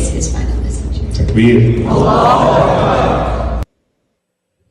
So that was Shaun King and his wife converting to Islam there. I say Shaun King. Some people like Terry refer to him as Talcum X. Terry said Talcum X is a true grifter. You know, when I saw this video on social media, the first thing I said to myself is, I know damn well that Shaun King is seriously not trying to convert to Islam the day before Ramadan. I said to myself, I know that Shaun King is not trying to find a way to establish a new grift, particularly one with the war in Gaza, something else that he can make money off of. I know he's not going to these extremes. I know he wouldn't go that far. Now, a lot of this goes back to him being banned on Instagram. That's where this started. Let's get started with this video here, and we'll dive into that part. Boy, I tell you. Renowned American writer and activist Jeffrey Shaun King and his wife Rai King has converted to Islam on the first day of Ramadan. Allahu Akbar. So Shaun, I'm going to ask you to repeat after me. First we're going to do it in Arabic and then we'll do it in English. Say, Ashhadu an la ilaha illallah wa ashhadu anna Muhammadan Rasul Allah. I bear witness that there is only one God, and that Muhammad is his final messenger. Allahu Akbar, Takbir. Congratulations, brother. Shaun King currently is one of the biggest voices on social media in the West for Palestine. And last year, his Instagram account with millions of followers was removed by Instagram due to this. His response to that was really inspiring, mashallah. Let me pause here because this video is favorable of Shaun King, but I want to point out something. Notice he said he's one of the bigger voices in reference to support of the Palestinian people on social media. Let me ask y'all a question. How he go from being one of the biggest voices in reference to the Black Lives Matter movement to now also being one of the biggest voices in reference to the pro-Palestinian movements? How you gonna? Because Shaun King had been exposed so many times in reference to the BLM movement, the money, the funds, exposed so many times. So he hopped on to something else. And this is not to say you can't cover it, you can't talk about it. All of us are talking about it. All of us are covering it. But with Shaun King is different. It's different. And I'm going to show you how he's already profiting off of this conversion. Now, people, you can do whatever religion you want. I really don't care. If you want to convert to something, you do what you want to do. And honestly, if it was someone else that was doing this, number one, they probably wouldn't do it the day before Ramadan. And number two, I would understand it if it was someone else. But it's him. It's Shaun King, the grifter. It's the grift that keeps on grifting. That's why I question it. Listen to this. Hey, everybody. Shaun King here. First and foremost, thank you so much for your love and support. I'm grateful. I'm safe. And I've been through much harder times than being banned from Instagram. Like, I've been through hard times. This is not hard times. Hard times is Gaza right now. Yesterday was one of the worst days of the past 80 days. And what's clear is that Meta, Facebook, Instagram, they have decided to stand in the way of those of us that are fighting for the human rights and dignity of Palestinians. I won't stand for it. I'm going to keep fighting every way I can. Today, Shaun King and his wife publicly accepted Islam in a heartfelt ceremony with Imam Omar Suleiman in Dallas. Their decision has sparked conversations and it's also sparked some controversy. Let me keep it real. So let me get this straight, ladies and gentlemen. So you were banned from Instagram, which I don't agree with. People shouldn't be banned on platforms. So because you were banned on Instagram, or after you were banned on Instagram, all of a sudden you decided, you had this epiphany that, wait a minute, all of a sudden, I don't believe in, he was a Christian for years. Shaun King was preaching too, by the way. So all of a sudden, because you were banned from Instagram, you decided, I don't think I believe in Jesus Christ anymore. I believe in Allah. And not to say that people can't change their mind about religion. They can, and people do it. But it just, I mean, when this happened, did anybody ask Shaun King, do you believe in Allah? Because I don't think he does. I'm sorry. I just don't. I don't think he does. It's just, if Shaun King had not been banned on Instagram, does this happen? Inspired many. The comment section is filled with emotional du'as for him. And obviously, some people brought up his past mistakes. Born and raised in the United States, Shaun King has been a prominent figure in the fight against injustice. His journey has been one of activism and seeking truth. Shaun King's journey to Islam is a testament to the transformative power of Islam. May Allah keep Shaun and his wife steadfast in this beautiful deen. Yes, I know Bang's theory. Allah is God, Sabby. I know, I get that. But it's not the same religion. We all know this. We know that Islam and we know that Christianity are two different things. So what I'm saying is, if he was not banned on Instagram, does this happen? I don't think it does. And I'm going to show you how Shaun King has found another freaking way to make money. I told you, I call this, man. He's already trying to make money off of it. Already. And this is from a Palestinian account who posted this, who shared this. $120 uncensored iftar tickets. Oh, that took no time at all. So this is Montreal, Quebec, uncensored iftar, Shaun King and Khaled Bedon, March 15th, 5 p.m. to 10 p.m. So the tickets, $60 plus a $10 booking fee. Premium tickets, $120 plus a $10 booking fee. $20 for a child ticket plus a $10 booking fee. Let me get this straight. So he just converted and he already trying to make money?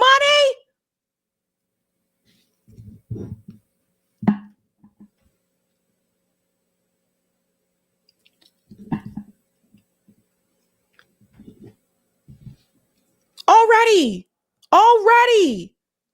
Who does this? Who does this? Why? Now we have the article here.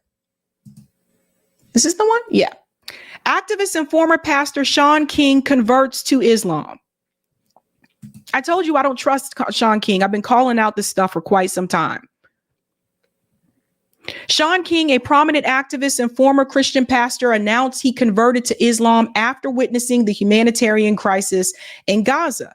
I don't know that I would be here today without the past 6 months of suffering and pain and trauma that we've seen in Gaza. It has touched me in the most profound ways to see people right now in the most dangerous, traumatic place on the planet still be able to sometimes look at nothing but rubble and the remains of their family and still see meaning and purpose in life.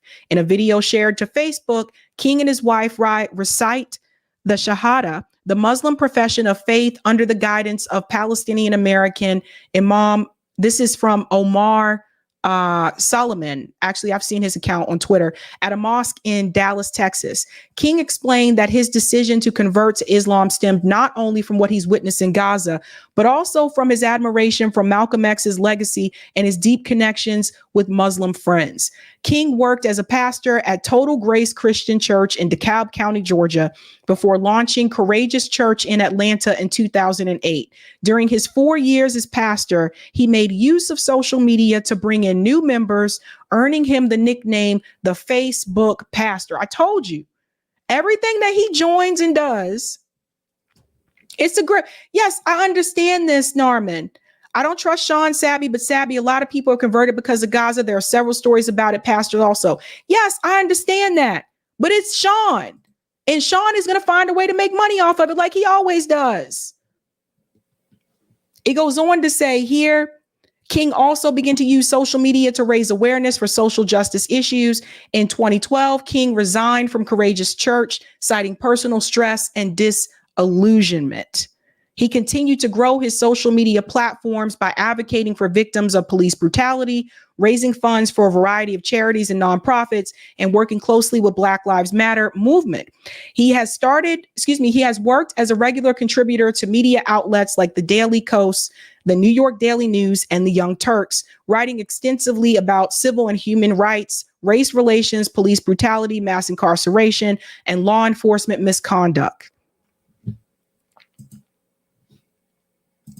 So, as I've said before, it's not the fact that somebody, and we can go to, I think, the next part when we're ready. I think I did that. Oh, the one with Tamir Rice's mom. It's not the fact that people are converting. It's the fact that it's when Shaun King does these things, there's always money to be made for him. And we have to call these things out, just like Tamir Rice's mom did. And this is another thing that I brought up when a lot of people weren't talking about this back then. Tamir Rice's mom slams activist Shaun King for profiting off of her son's death and brands him an imposter and a white man acting Black. We have went all over this. So Tamir Rice's mom, this is what she went on to say. It says the mother of Tamir Rice, a 12-year-old Black boy who was shot and killed by a white police officer in Cleveland in 2014, took to Instagram on Tuesday to blast activist Shaun King for profiting off of her son's death and brand him an imposter. The post came shortly after King, who tried to raise money for Tamir's family after his death without the family's consent. He posted a new broadcast to his website titled, "I spoke to Samaria Rice this past week." The episode seems to have since been deleted and is no longer listed under the episodes for Breakdown with Shaun King. Why do you think it's so important to tell folks we had a conversation? Rice asked King in her Instagram post. It was captioned, "For anyone that wants to know the truth." Well, we talked and everything. You said was very toxic and uncomfortable for me to hear that you raise additional money. And then say you did not want to bother me. Personally, I don't understand how you sleep at night.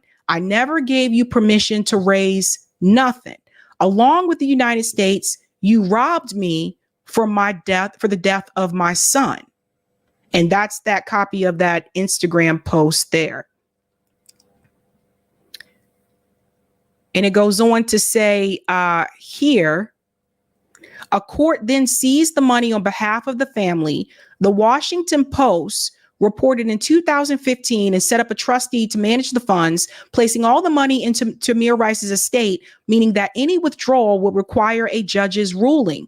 So rather than being gifted the money directly, the Rice family would have to apply for each disbursement.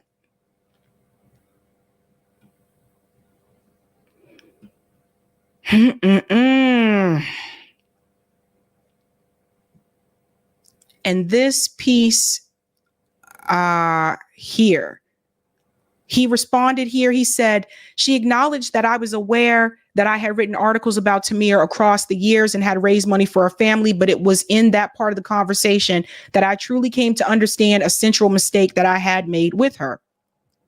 For the past 7 years, I left Tamir Rice alone. As a general rule, when a family impacted by police violence asks for my help with fundraising or advocacy, I do it. Not only with no questions asked, but I do it with zero expectations from the grieved family.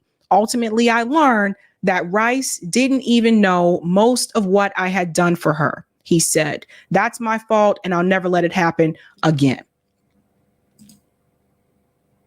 So as I said before I started this story, I said, I sincerely hope that Shaun King is not trying to find another thing to grift off of. It's a something, something. It's a something. Thank you for the super chat, Septian Patterson. Ain't nobody got time for Talcum X. Shamsuddin says, first time subscriber, you are the bomb, sister. Keep it up. Oh, thank you so much. Thank you for the super chat, Baron. Why do I feel this genocide is the last scream of dinging empire? Lord never let innocent bloodshed go unpunished. So we'll have to see, huh? Lilu says, didn't he claim to help with the release of a couple of Israel hostages with Hamas and those women called him out for it? I'm not sure about that. I'd have to check that. Thank you for the super chat, Sherwin Wilcots, or the super sticker. Thank you, Anita. I just finished reading the Quran and it's very, very similar to Christianity, except they believe Jesus was a prophet and not the Messiah. Thank you, Anita. Boy, I tell you, it's a something. Okay, we're going to move on to our next story. For those of you that did see the Oscars, I didn't. I don't watch the Oscars. I don't watch award shows. But there was a speech from Jonathan Glazer at the Oscars that has sort of gone viral on social media. And this does have to deal with Israel and Gaza as well. I want to play the speech for you. And then there's something I want to point out that is not mentioned in this speech. And I'm not sure if people noticed this. And then I'm going to show you the criticism that Jonathan Glazer is getting, of course, from Zionists, so as to be expected. But first and foremost, let's get to this speech here. So Jonathan Glazer actually did win for his movie at the Oscars. And this was the speech here that went viral. Here we go. Thank you to the Academy for this honor, and to our partners A24, Film for Access, and the Polish Film Institute, to the Auschwitz-Birkenau State Museum for their trust and guidance, to my producers, actors, collaborators. All our choices were made to reflect and confront us in the present, not to say, look what they did then, rather look what we do now. Our film shows where dehumanization leads at its worst. It shaped all of our past and present. Right now, we stand here as men who refute their Jewishness and the Holocaust being hijacked by an occupation which has led to conflict for so many innocent people. Whether the victims of October... So first and foremost, notice the applause, right? It's not like it's 2 or 3 people clapping. Whether the victims of October the 7th in Israel or the ongoing attack on Gaza, all are victims of this dehumanization. How do we resist?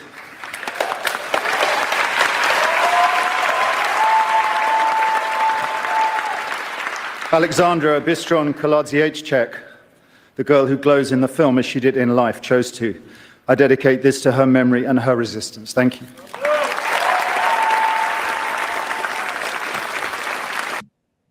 Okay, so that was the speech from Jonathan Glazer, right?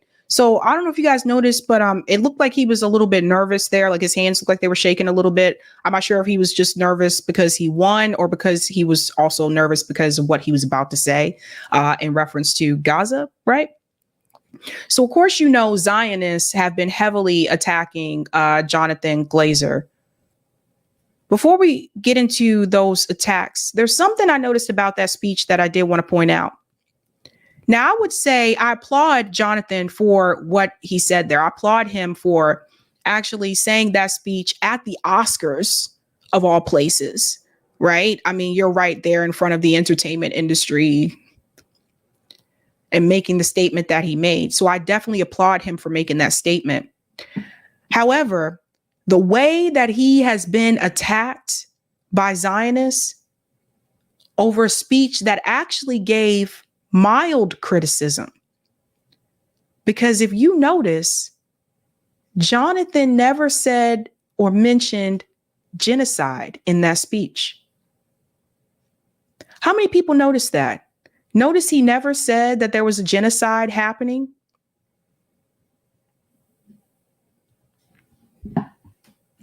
And he is being attacked as though his speech was extremely like radical, which it wasn't. I felt like he gave criticism, but I felt like it was mild criticism compared to what he could say.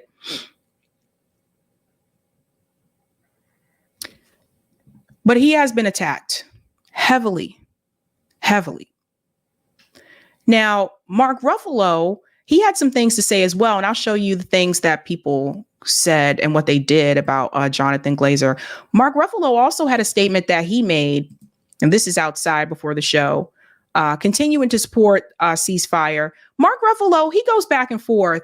Like sometimes I've seen him before on Twitter, like stand on an issue, and then when he receives pressure, he'll back down, but I haven't seen him back down on this issue.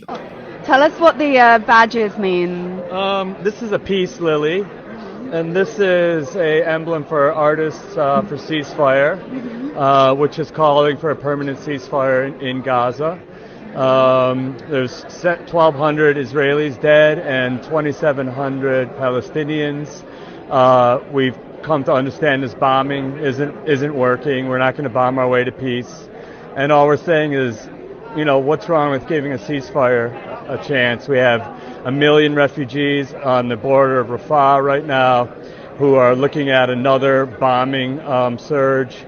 And we have 400,000 people starving to death right now without any humanitarian aid being able to get in there. So we're asking the leaders of the world, especially President Biden, to demand a ceasefire, a lasting ceasefire, and give peace a chance instead of just the continued bombing, the escalation of violence, and what will soon become a regional war that America will be dragged into.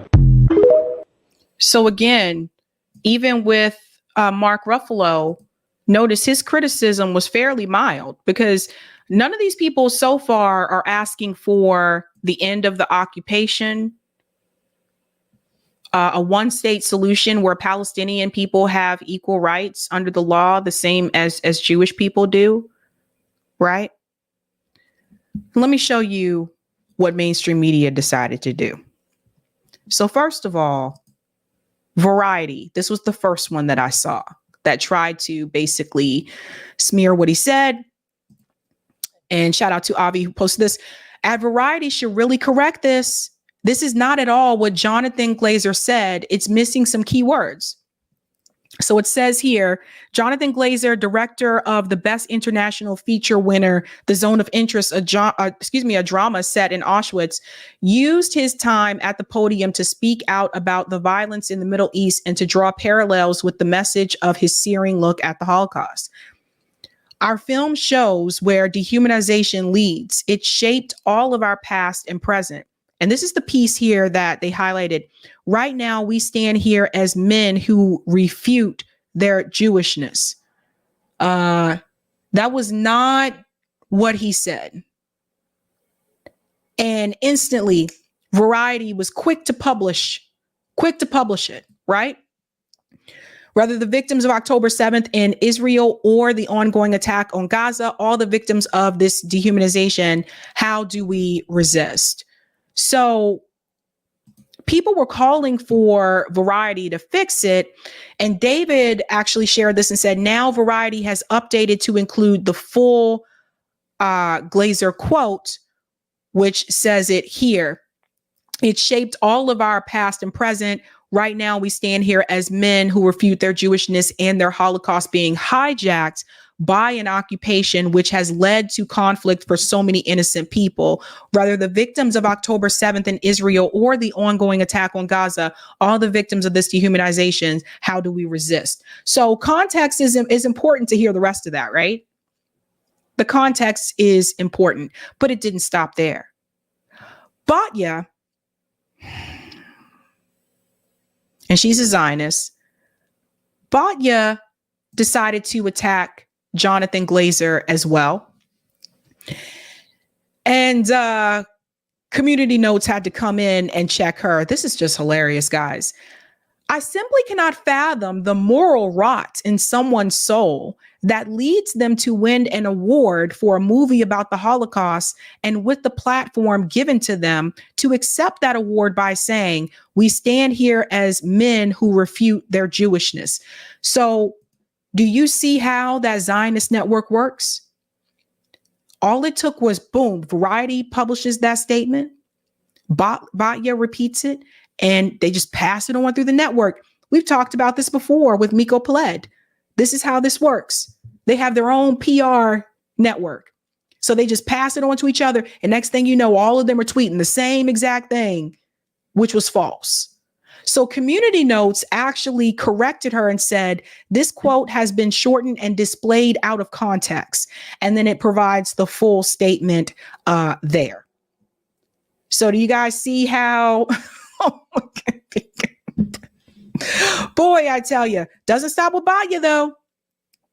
Noah Tishby, another Zionist, right? She made that cringe video with Chelsea. What's the girl's name?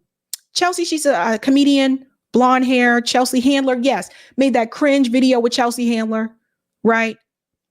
She chimes in, tonight's Oscars was a subtle and overt display of Jew hatred. Highlight. Let's say this again. Tonight's Oscars was a subtle and overt display of Jew hatred. Two things. First of all, that's a lie. It was not about hating Jewish people at all. And two, how is it subtle and overt at the same time? These are opposites. Like, these are completely opposites. You see how people just say just anything. Hollywood stars, including Billie Eilish, Finesse, Mark Ruffalo, Ava DuVernay, Rami Youssef, Kina Chasing Horse, some of these people I'm not familiar with at all, were red pins that represent the group Artists for Ceasefire. Rami Youssef explained the pin symbolized justice for the people of Palestine, adding, it's a universal message of just let's stop killing kids. Notably absent were the yellow pins representing the hostages kidnapped by Hamas on October 7th. See how she tried to make this about? See, let me tell you something. This is what they continue to do. This is another part of the Zionist playbook. If you are appreciating the suffering of one group, but you're not appreciating or trying to actually not appreciate, if you're not acknowledging the suffering of one group, but you're not acknowledging the suffering that they're saying happened to the state of Israel, they call this a problem. This is also the reason why they had a problem with the DEI. I told you before, when it came to Bill Ackman, it wasn't even really about the plagiarism. Hell, his own wife got caught with plagiarism. It wasn't about that. It was the fact that there was something that did not include them. Not everybody has this belief. You have to remember that Zionists can be Christians as well. I would argue they're probably more Christian Zionists than Jewish Zionists, right? All right. So she goes on to say, it was Hamas who barbarically, again, they all use the same words, who barbarically attacked Israel, breaking the ceasefire on October 7th. Since then, Hamas has consistently rejected numerous ceasefire proposals. Okay. Israel has rejected ceasefire proposals. Everything that they claim that the Palestinian people, that Hamas is doing, these are things that they're actually doing. Hamas is not interested in a ceasefire.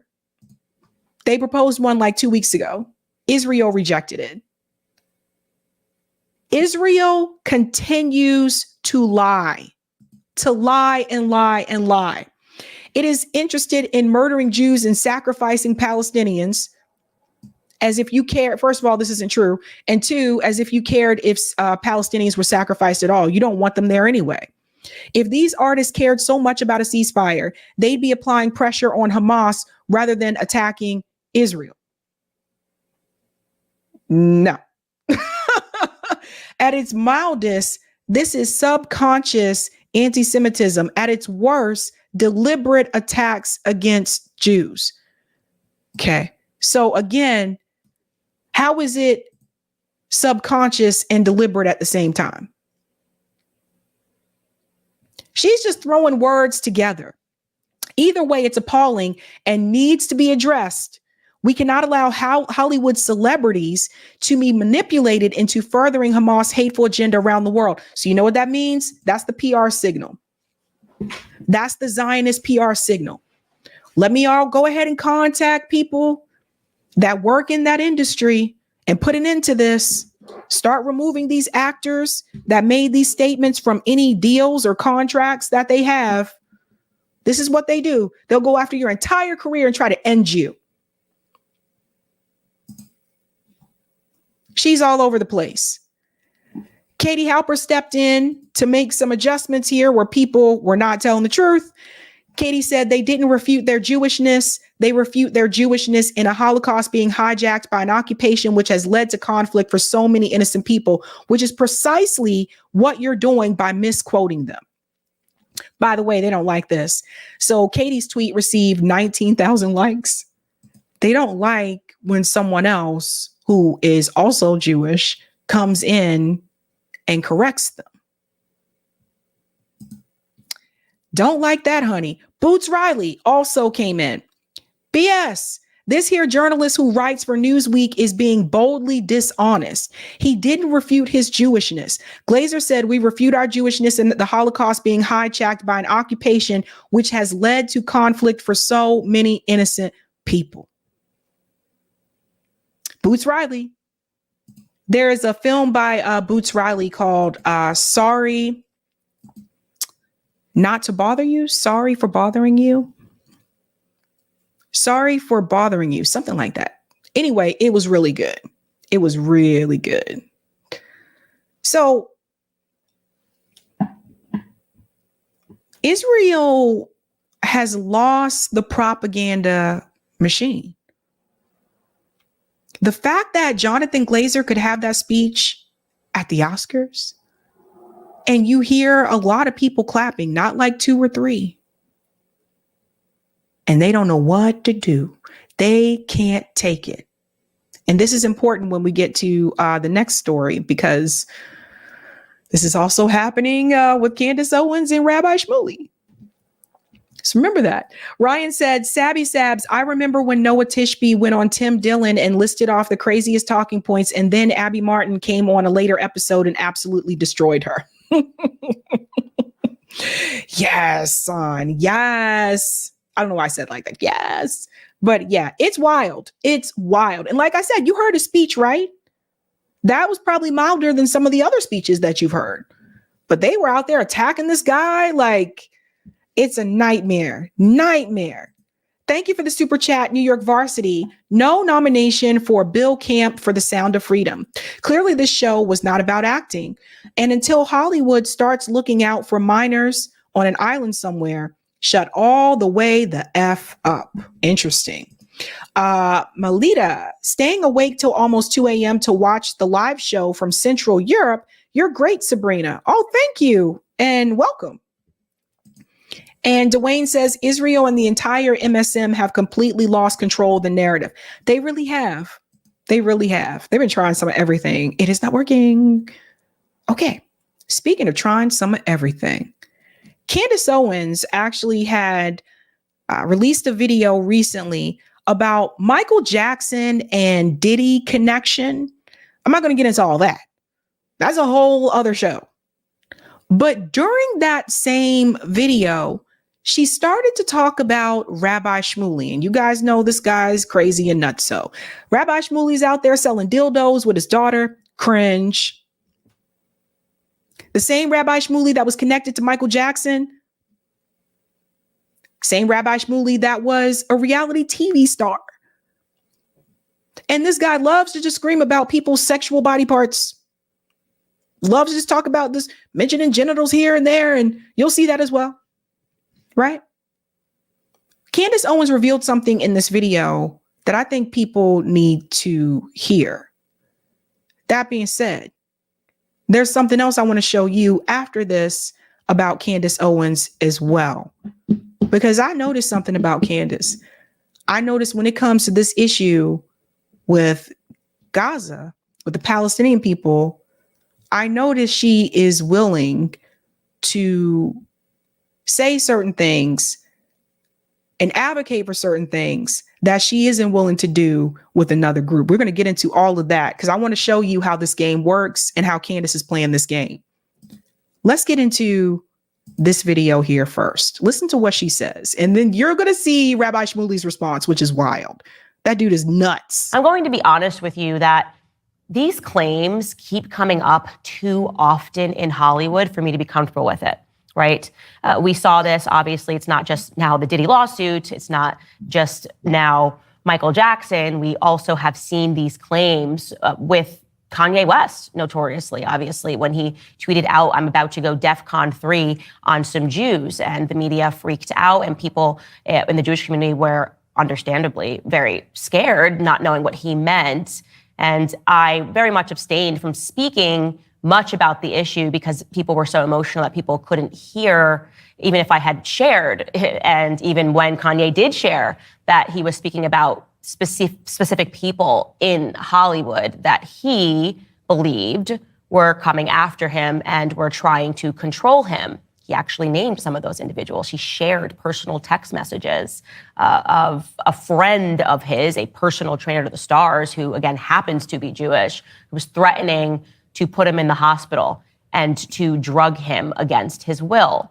Harley Pasternak is his name, and the media barely reported on those text messages that he shared publicly because obviously he was enemy number one.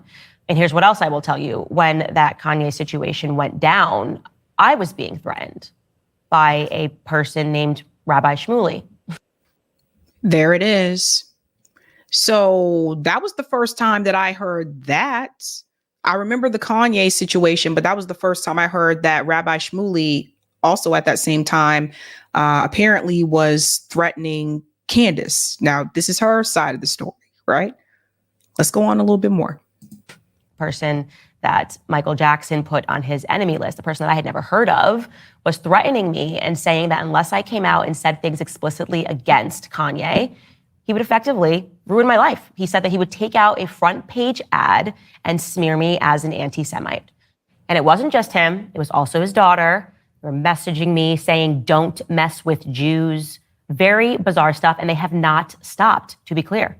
And him and his daughter have consistently pulled clips from this show, taken them out of context, and tried to convince Jewish people that I hate them. Candace Owens is gripped with a poisonous, almost pathological hatred of Jews. It's actually become very serious. It's actually almost frightening. When you see a woman like Candace Owens blood libeling the Jewish people, Candace Owens is losing it. Her anti-Semitism goes by the day. There is something really, truly wrong with Candace Owens. You guys know that I dislike liars and anti-Semites more than anything in a whole entire world. And here, we have a combination of both. Candace Owens simply will not stop defending Kanye West. It's like an obsession. If she's unable to genuinely and authentically condemn what Kanye said, it says a lot about her. So let me go ahead and pause there for a second. So that was Rabbi SHMULEY and his daughter apparently making those claims against Candace Owens. So obviously that was a smear job, right? Like they were trying to smear her, just like people were smearing Kanye, etc. I'm not sure why they came after her. Why they came after her for statements that Kanye West made. But again, it's just one of those things where it's like, even if she didn't defend Kanye, let's just say she was silent, they would have still come after her. Because I've seen this happen as well when it comes to Zionism. It's like they'll still attack the people who don't say anything for not standing up for Israel. You come for us, we'll come back at you with everything that we have. I have heard from hundreds of you who feel so backstabbed and betrayed and disappointed in Candace Owens and others who defended, who enabled and encouraged Kanye West to continue spreading lies and venom and medieval Jewish hatred. Candace Owens posted a picture of my face and my name and my account to her over 4 million followers yesterday, many of whom are violence crazed and unhinged. So you're also posting pictures and videos of your face as well. So I don't understand what the problem is here. Really went after Candace Owens today. Why? And that's a sliver of what she actually deserves. She is such a liar. She is an anti-Semite. She hates Jews. She has a thing with Jews. Incredible, isn't it? Like, weird. And while Jews are being attacked around the world, she finds it really necessary to spend her time, use her platform to defend and protect Kanye West while she talks a Hitler lover. Crap about Kanye Israel. West is not just a anti. Let me pause here for a second. So just remember, whatever you think about Candace Owens, I want to point out something. They're saying this about a Black woman. Now, Candace has her own views or talking points that she's paid to have when it comes to Black people and what she considers to be victimhood. We'll get into that in just a second. But at the end of the day, they're saying this about a Black woman.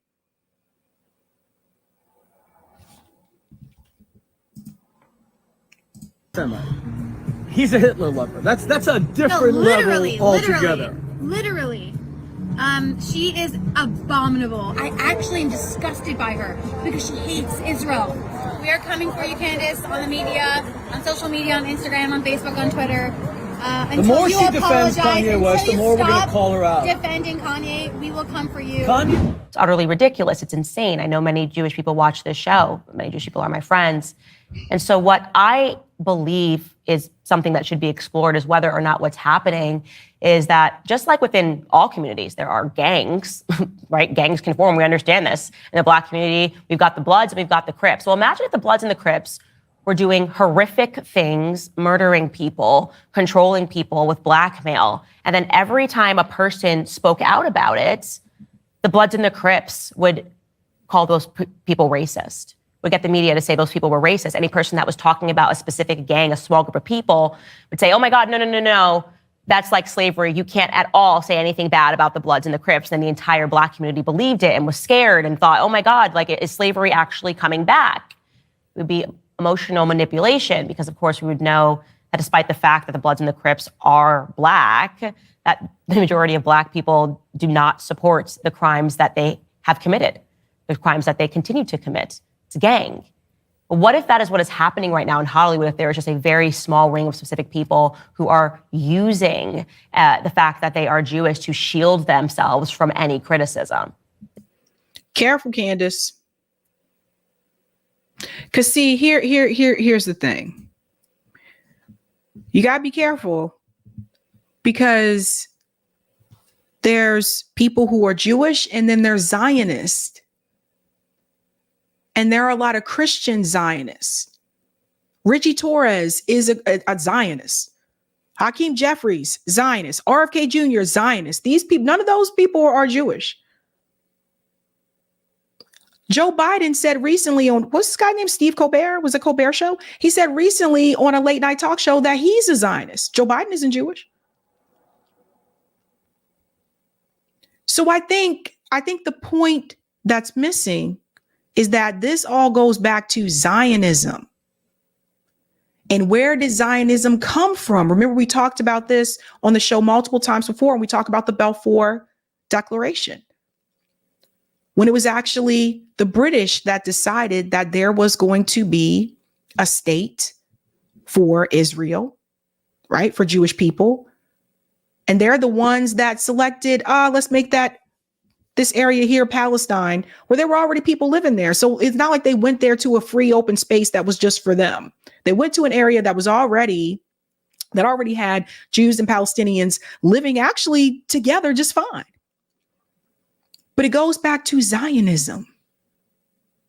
It's bigger than pointing to Rabbi SHMULEY, right? Or just pointing to Rabbi SHMULEY and his daughter and their dildos, whatever. It's bigger than that. The way that Miko Palid explained this to me is he said, it's a very powerful organization. We're talking about, you look at an organization like AIPAC and the fact that Ralph Nader said they control almost everybody in Congress. It's a mess. It's food for thought, right? And I think, again, there have been enough people that are speaking out about a ring in Hollywood, also a ring potentially in DC, that we should start to ask those questions. All of us, Black, Spanish, Jewish, Chinese, Japanese, all Americans should want answers, because this appears to be something that is quite sinister. I will put a button on this by bringing up some tweets from Meek Mill. He has been under fire. The Black media, quote unquote Black media, is saying that he is gay. And he tweeted this: I want to get citizenship in Ghana. America is made to tear Black men down if you don't follow orders. Every Black blog site enhanced that post to make me seem gay. I change laws for our people and I donate millions. They are designed to destroy the image of Black leaders. It can't work with me, though. You got to really kill me, and I still will get bigger after death. This is God, not me. Okay, well, Meek Mill is actually close friends with Patriots owner Robert Kraft. And Robert Kraft definitely supports Israel. He's been vocal about that. Very interesting there.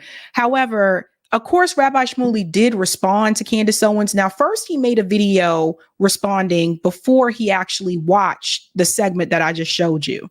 So this video is before he watched it. Just keep that in mind. So listen to this. He said he exposed Candace Owens. Hi, everybody. My understanding is, although I have not seen it myself, Candace Owens launched a broadside attack against me and my daughter Rachalea for calling her out on her anti-Semitism, Jew hatred, and bigotry over the last year at least. This is a woman who defended Kanye West when he said he loved Hitler. I want to tell you something.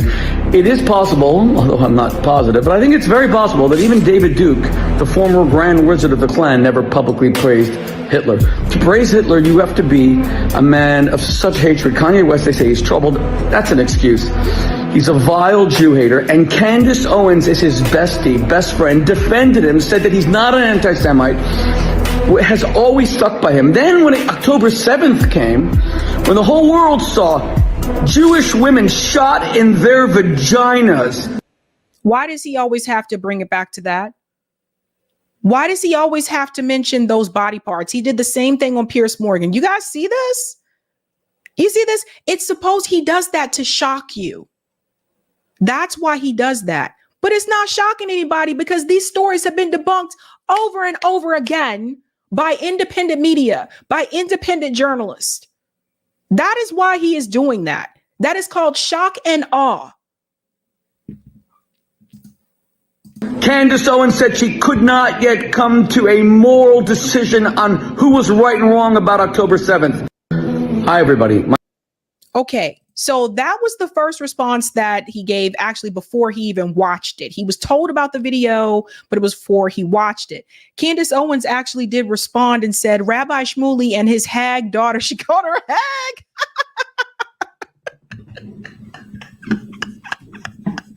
I'm sorry, it's too much. Rabbi SHMULEY and his hag daughter have spent 2 years harassing me publicly with smears, complete with demands that I suffer financially for not parroting their perspectives. I've had enough. So today on the show, Michael Jackson, Diddy, and Kanye. So that's actually the full video. And I showed you a segment from that, but it was just cracking me up that she called her a hag, right? So after he saw the video, he released another video to attack Candace Owens. Boy, I tell you. Hi, everyone. I'm speaking to you from my home. When you walk into my living room, this is the first thing you see. Picture of Martin Luther King and then Elie Wiesel, my two great social justice heroes. Pause. So I had to say this right out the bat. Just because people kill me when they think just because they have a picture of Martin Luther King in their apartment or their house or their freaking office, that means that they can't be racist, that they can't be sexist, that means that they can't have any type of prejudice. Miss me with all of that, okay? There's a lot of people walking around with an MLK picture in their office at some of these universities that I worked at, and they treated Black people pretty horribly. So miss me with all of that. For all I know, he could have put that picture right up before he did this damn video. Get out of here. Elie Wiesel, of course, because the greatest witness to the Holocaust and genocide, and Martin Luther King, because he was the greatest American of the 20th century who restored America to its founding principles that every human being is created in the image of God, and that all human beings are equal, and God loves them all equally. Muslims, Jews, atheists, agnostics, Buddhists, Hindus, Protestants, Muslims, Jews, conservatives, liberals. We in America have begun to hate each other, and people are fomenting hate. One of those people is Candace Owens, who's been on a rant in what can only be described as a complete nervous breakdown over the past 24 hours against me and my daughter, Rachalea. She actually is a misogynist, Candace Owens, besides being an anti-Semite. I'll get to that in a moment. So now she's also misogynist?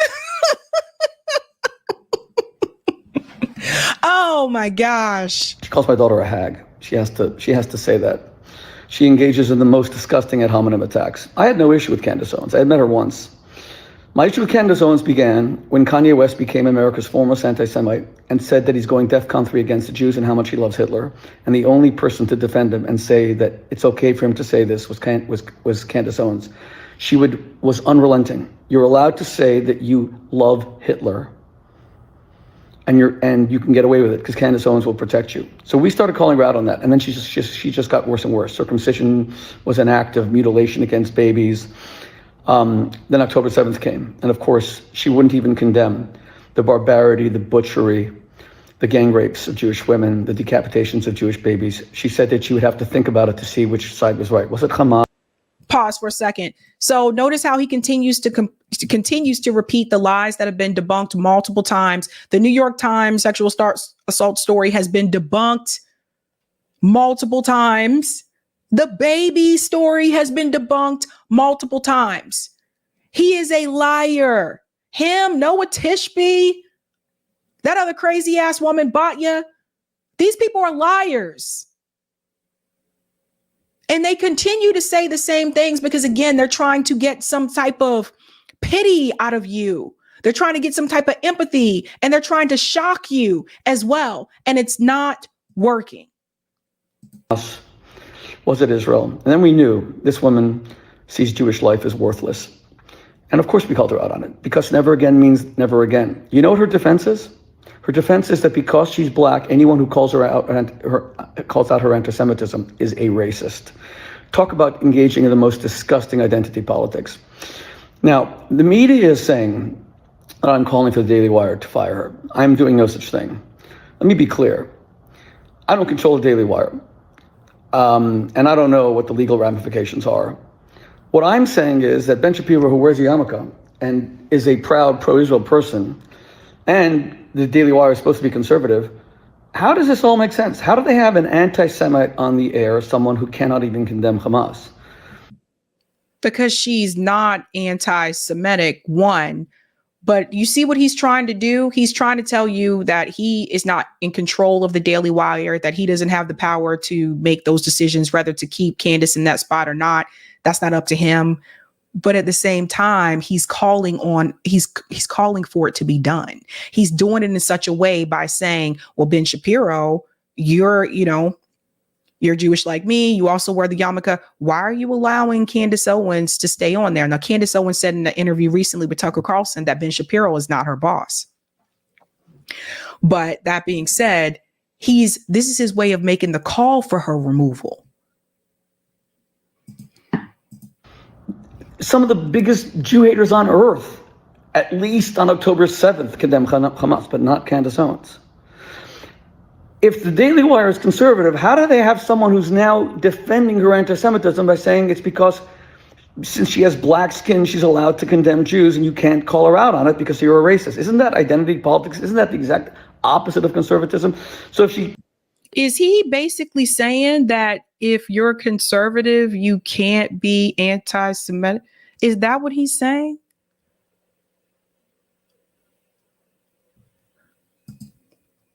Can't be fired. There's nothing to do with me, and I'm not calling for her to be fired. I'm saying, Ben Shapiro, why are you so silent? How have you been silent about all this? How have you, with a yarmulke and a defender of Israel, because she works for you? If anyone on CNN had defended Kanye West, that it's okay to love Hitler in public and say you're going DEFCON 3 against the Jews, if anyone on CNN had said Kanye West can say that, he's a good guy, he's a great guy, Ben Shapiro would have condemned them. You know that. If anyone on CNN would have said, I got to think about October 7th, I don't know if Hamas or Israel was right, I'm not going to be pushed into it, Ben Shapiro would have condemned them. But he's silent on Candace Owens. Why? Because there's legal ramifications? Because there's financial ramifications? And now she's saying you can't say anything bad about her because you're a racist, she has black skin. That goes against, forget anti-Semitism, that goes against. Notice what he keeps doing here. Like, guys, pay attention to what he's doing. Notice he's not saying that she's black. Notice he's not saying that she's African American. He's saying she has black skin. Everybody paying attention to that? Okay. Hold on to that piece. The very principles of conservatism, and I thought the Daily Wire was conservative. Clearly it's not anymore. But my friends, don't think for one moment that I will ever be intimidated by people like Candace Owens. Ever. A woman like Candace Owens, who could not condemn on October 7th what they did to Shani Luke, whose parents I just brought here to the United States. A woman like Candace Owens who could not condemn how they took a woman whose only crime was to dance and shot her in the head and stripped her naked to her bra and her underwear and then began to abuse her body. And that was debunked. I can only listen to so much of him. That was also debunked. This guy is not only a liar, but I also think a little bit crazy. Now, Candace Owens, I don't know if you guys saw this a couple days ago. She actually issued an apology to Muslims for the way that she may have treated them or they were treated by other Americans in this country after September 11. Okay. Now hold on to the comment that he made about black skin, which he said twice. And listen to what Candace Owens is saying here. Yeah, same. And so first I want to say, just like to all Muslims growing up during that time in America, I am sorry on behalf of America for the way that you were treated. It is so unacceptable. When I go back and I re-examine that propaganda, that brainwashing that took place in the classroom to make me scared of something, I didn't even know what a Muslim was. I remember going to the airport and someone was a Hindu and I was scared of them. Like, oh my God, they're going to take this off of his head, blah, blah. I thought that was a Muslim, right? There was no education about anything. And the reason for that, he who controls the textbooks controls the entire country, in my view, right? It was because everything that we did responding to 9/11 should be assessed as whether or not they were crimes against humanity. We bombed 1 million Iraqi civilians. We killed 1 million Iraqis. What were we doing in Iraq? The Saudis were on the plane. They just said there's weapons of mass destruction, and then they never found them. But in the process, they killed 1 million Iraqi civilians, right? And it made us think it's okay to just keep bombing Muslims. That was the purpose to me of that educational propaganda and brainwashing, is that we feel nothing for Muslims if they die. So good. Okay. So that was just 6 days ago. So Candace Owens apologized to Muslim people, right, for the way that she felt about them, after 9/11. And she said that she felt like she was brainwashed because of the textbooks and stuff like that. Now, let's just flash back for a second, because that's in reference to the Muslim people, in reference to, what's happening to Palestinian people in Gaza. Listen to what she says about Black people, though. Listen to this. People that are the most ignorant about Black history are Black people. There is just this weird, almost a fairy tale like story of we were all kings and queens, and then the evil white man came and hunted onto Africa and took us in chains, and slavery, that's when slavery began. And it's so purposefully diluted, right? Let me pause for a second. So first of all, this is what I want to show you about Candace Owens. If Candace Owens can call out and see the oppression of the Palestinian people, if she can make the apology to Muslim community for the way that she treated them in the past and the opinions that she had about them, why is it when it comes to Black people, which she is also Black, why is it that she can't do that in reference to Black people? I'm going to tell you why. You see, this is a part of the game. Listen to what you just heard from her say right there. About, oh, we were all kings and queens and this white person just came and took us away. Do you guys know Africa was very rich and still has a lot of resources?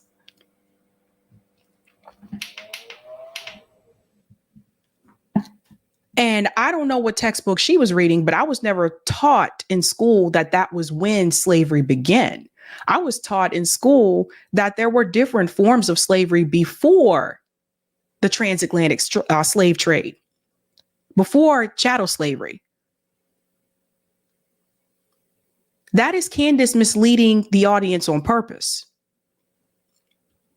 Because you see, this is how this works, folks. When it comes to the Daily Wire, if Candace Owens issues an apology tomorrow to the Black community and say, I apologize for the things that I said about the Black community. I apologize. I was wrong. Does Candace Owens get to keep that show on the Daily Wire? No. Because you see, people have roles, especially when you work with that type of media. Like, you don't see me with nobody. You don't see me with nobody. Okay. And there's a reason for that. Because Candace's role is she is supposed to be the Black face that agrees with the same views that white people, or excuse me, some white people, not all, that some white people have about Black people. She's supposed to be the Black face that agrees about the negative stereotypes that some white people have about Black people. That's her role. So Candace Owens can sit there and she can call out the oppression of the Palestinian people. She can criticize those things. I don't know how long that's going to last on the Daily Wire, but she can criticize them and she can call those things out. Believe it or not, I'm pretty sure she got approval to do that. Remember, she works for someone. Most of us doing this don't work for anybody. So there's that. But the moment that Candace Owens would change her position in reference to race in this country, they would need her on the Daily Wire. They would swap her out and they would find another Black woman to fill that spot. That's her role. That's her role. And I know exactly what Candace is doing. I'm not stupid. I'm a grown ass woman, and I'm not like a young grown woman. I'm a whole ass grown woman. I know how this game works. That is why. And I'm going to show you something that happened with Candace before to show you she knows exactly. She knows exactly about systemic racism in this country towards Black people. She knows exactly about what it's like to be oppressed. She had her own experiences, which I'm going to show you about. She knows these things happen, but that's not what she's paid to do. Purposely diluted. Obviously, we were not all kings and queens. We were slaves. We were slaves that were sold, for things as meaningless, actually. We were sold by our ancestors for things as meaningless as gin and mirrors. They say, okay, give me a mirror and I'll give you 10 slaves, 10 to 20 slaves. And yet there seems to be this total disconnect about our own history. And they think that America is unique and that it's like the first continent to have slavery. And that just, it always boggles my mind how uneducated Black Americans remain about Black history, but it's almost. I don't know one Black person that thinks we're the first continent to have slavery. This is an exaggeration. There is a difference between indentured servitude. There's a difference between the type of slavery that existed before chattel slavery. This is misleading on purpose. But you cannot sit here and deny the systemic issues that Black people have had in this country. Now, you can point out, you can call out going all the way back to 1948 about the occupation of the Palestinian people, the Nakba, the removal. You can do all of that, Candace. And you've talked about that, and I've talked about that. Norm Finkelstein has come on your show, and he's talked about that. He's talked about that on my show. That we agree. We agree with that. But for whatever reason, when it comes to Black people in this country, and we say, let's go all the way back, you say, no, no, no, no, no. We don't want to talk about the past. We don't want to talk about the responsibilities of our ancestors or the responsibility of slave owners in this country. We want to start with the present and work on the right here and now. All of a sudden, when it comes to Black people, our past doesn't matter.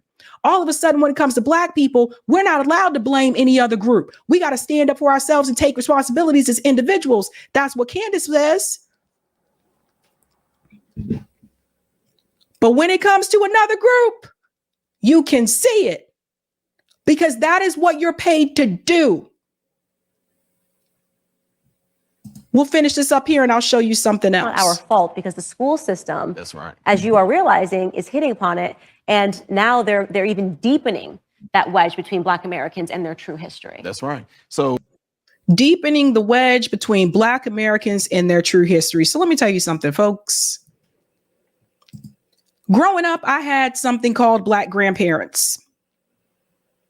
And my grandparents actually filled in the pieces that the history textbooks left out when it came to Black people in this country. So I knew about Black Wall Streets. I knew there was more than one. And what's interesting to me, and I pointed this out before to other people, and JB touched on this recently. It's interesting to me how many of you can sit back and advocate for the Palestinian people, which I also do, duh. And you can see how they are experiencing racism and oppression, and you can call that shit out. But the moment people mention that in reference to Black people and the history that we have in this country, it's identity politics. Let me say this louder for people who may be a little bit confused, because it seems like to me the only time it's identity politics is when it's in reference to Black people. Because when it's in reference to the Palestinian people, you're not calling it identity politics, Candace. You're not calling it identity politics. But let me show you what happened with Candace. Because see, here's something some people don't know. Let's go to the high school situation. In 2007, while a 17-year-old senior in high school, Owens received 3 racist death threat voicemail messages totaling 2 minutes from a group of white male classmates. Joshua Starr, the city's superintendent of schools, listened to the voicemail messages and said that they were horrendous. Owens' family sued the Stanford Board of Education in federal courts, alleging that the city did not protect her rights, resulting in a $37,500 settlement in January 2008.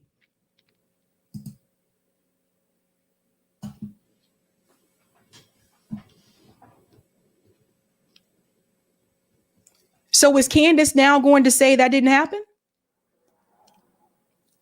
That's 100% racial.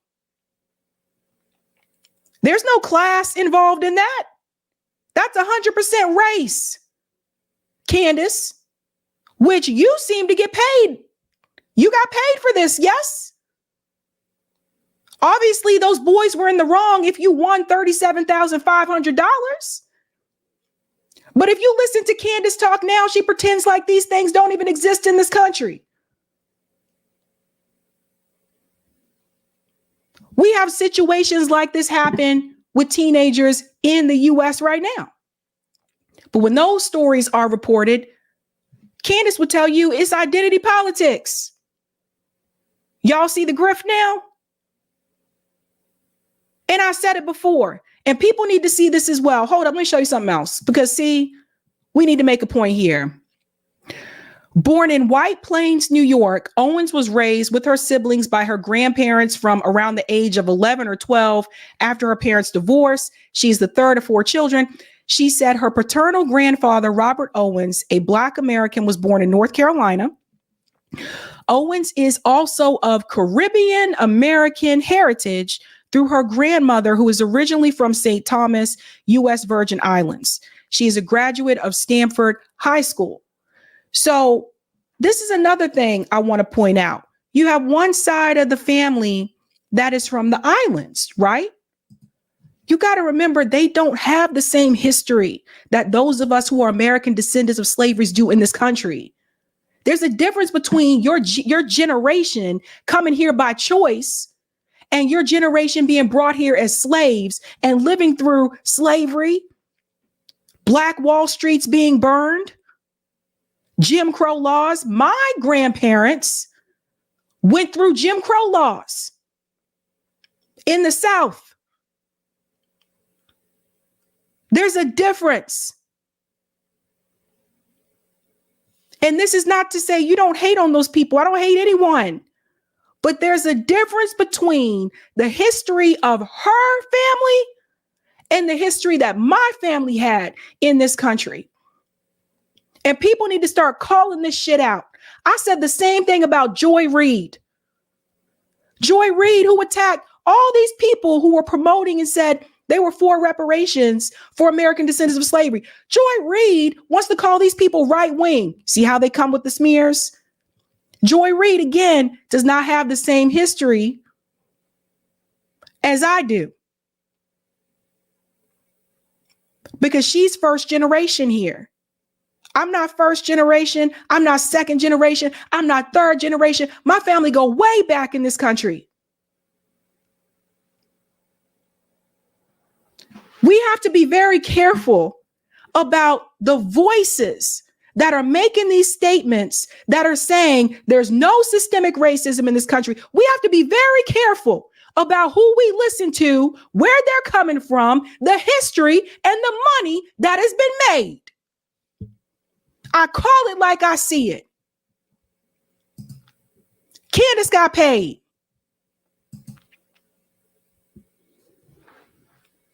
Now, forget me for all of that bullshit.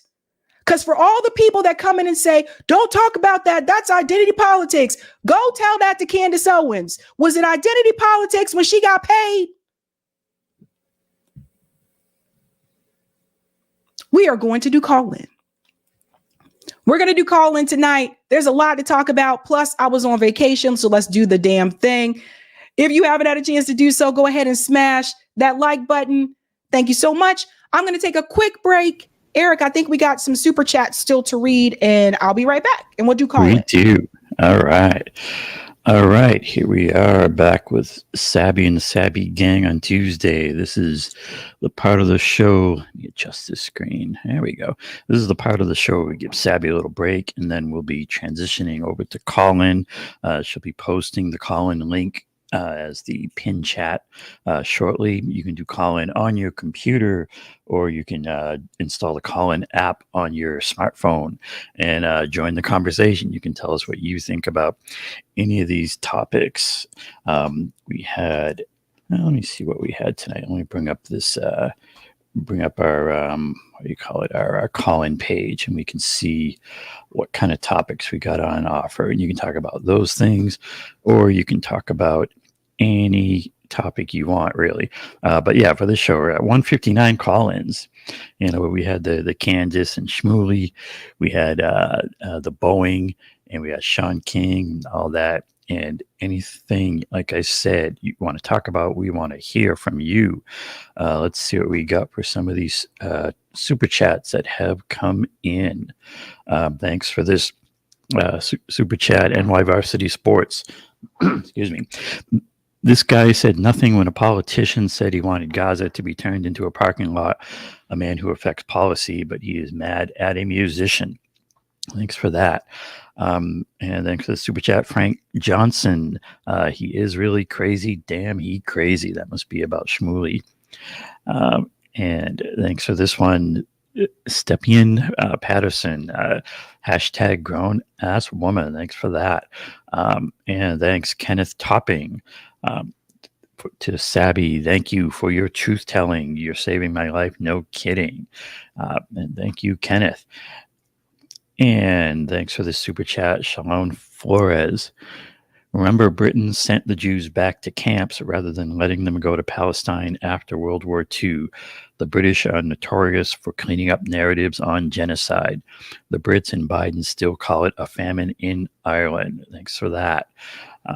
And yeah, and then we had JB Font chimed in along the way here saying, yep, I did. So many people are fake. They support Palestine liberation, but they scoff at Black liberation. None are free until we all are free. Free Palestine and reparations now. Yes, thank you for those comments, JB.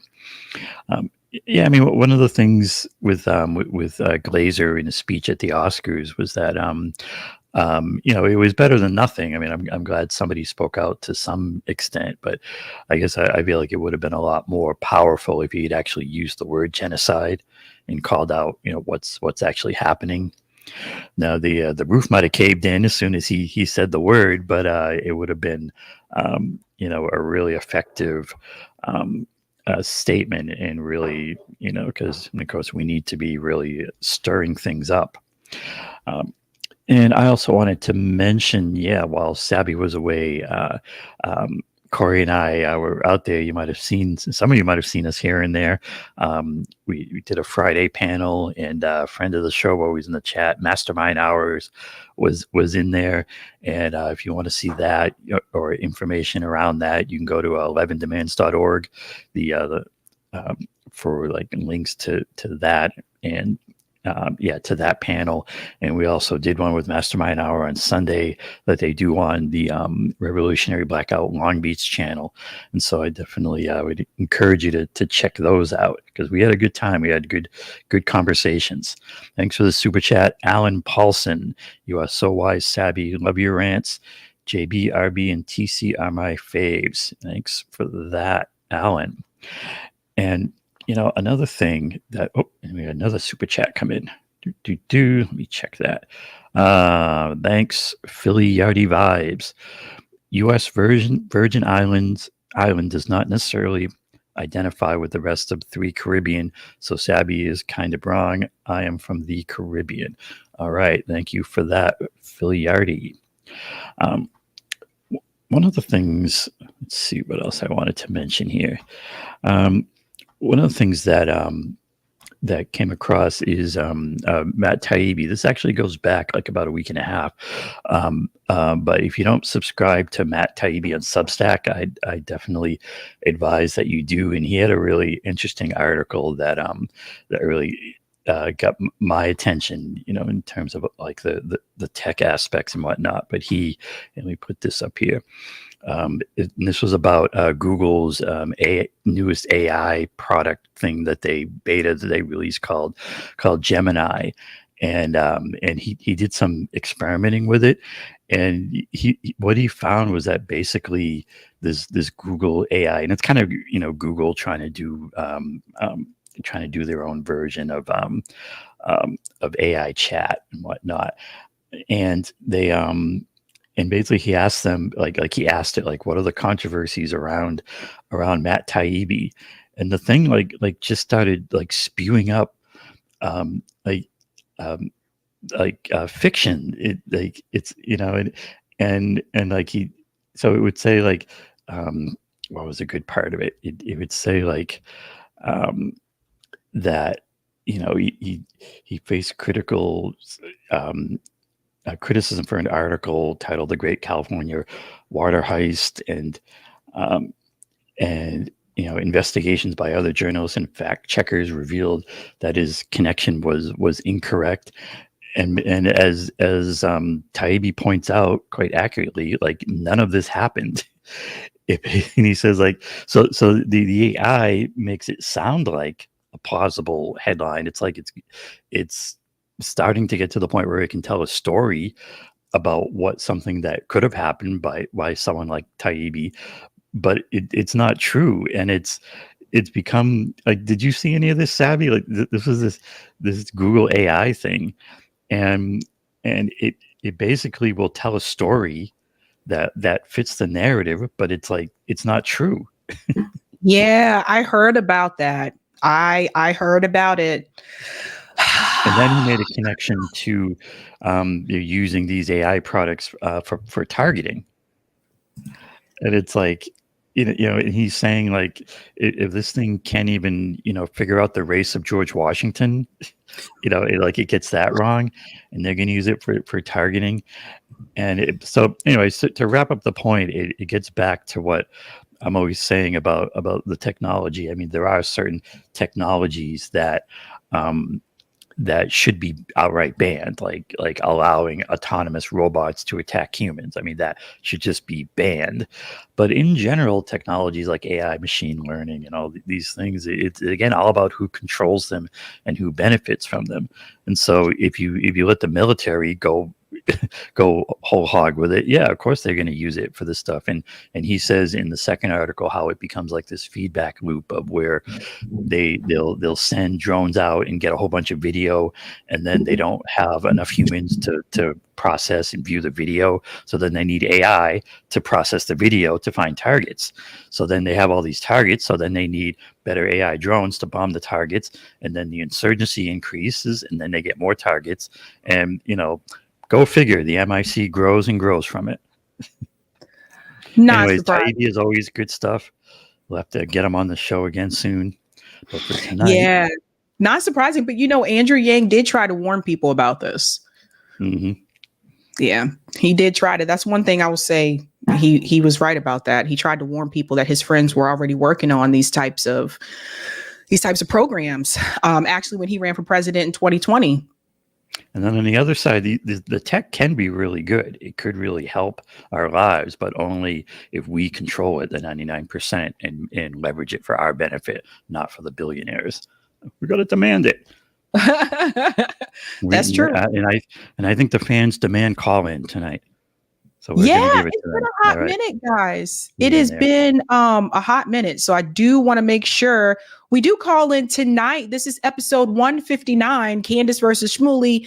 The Boeing story is wild. Shaun King and more. Let's go ahead and chat. So the link for call in is now pinned to the top of the live chat. Most of you watching me, you've done this with me before. You already have the app. If you don't have the app, you can just click on the link in the chat on your laptop, whatever it is that you're using, and it'll send you right over to the call-in room. But we have a lot to talk about because I was on vacation and it was like a hot minute. And then, did I show? I'm so sorry. I didn't show you guys. Almost forgot. I was just going to show you guys the pictures real quick because I know some of you told me you're not on Twitter. So I'll show you some of the B-Day pictures. Actually, if I just go to media. Yeah, so it was fun. So I went to this bar, pub, sports bar. Yo, it's wild. I actually found, believe it or not, I found a Boston themed bar in New York City. It's wild. I know it wasn't on purpose, but I found it when I went in November. And so I went back there for my birthday. That's where we all got together. But it's a Boston themed / Florida Seminoles bar. It's of all the things. So Katie Halper was there. She came a little bit later. So it was cool to see her. And then, you guys want to let me go forward? Oh, well, it sucks how it does that. And then also, so this is cool. So to the left, that's Lucy You guys know her as Blue Moon Red Wine. She's a part of Indie News Network. Lucy came out. The gentleman back here in the green shirt, that's actually Case Study QB. So the guys' clips that you see me show a lot of times, and I say shout out to Case Study QB, that's Case. Of course, that's me. The guy behind me in the gray shirt, that's Roger Meadows, who you guys see all the time in Call In. He's always talking about ballot initiatives and stuff like that. That's Roger Meadows. And then that's Danny Haifong there in the yellow shirt. Danny has his own channel on YouTube. He mainly focuses on geopolitics. So if you don't follow him, definitely follow him. And yes, everybody was taller than me except for Lucy. For the record, I'm 5'5". I think a lot of people see these pictures and they think I'm like a shorty. I'm 5'5". But Case, Roger, and Danny are tall. They're all over like 6 feet.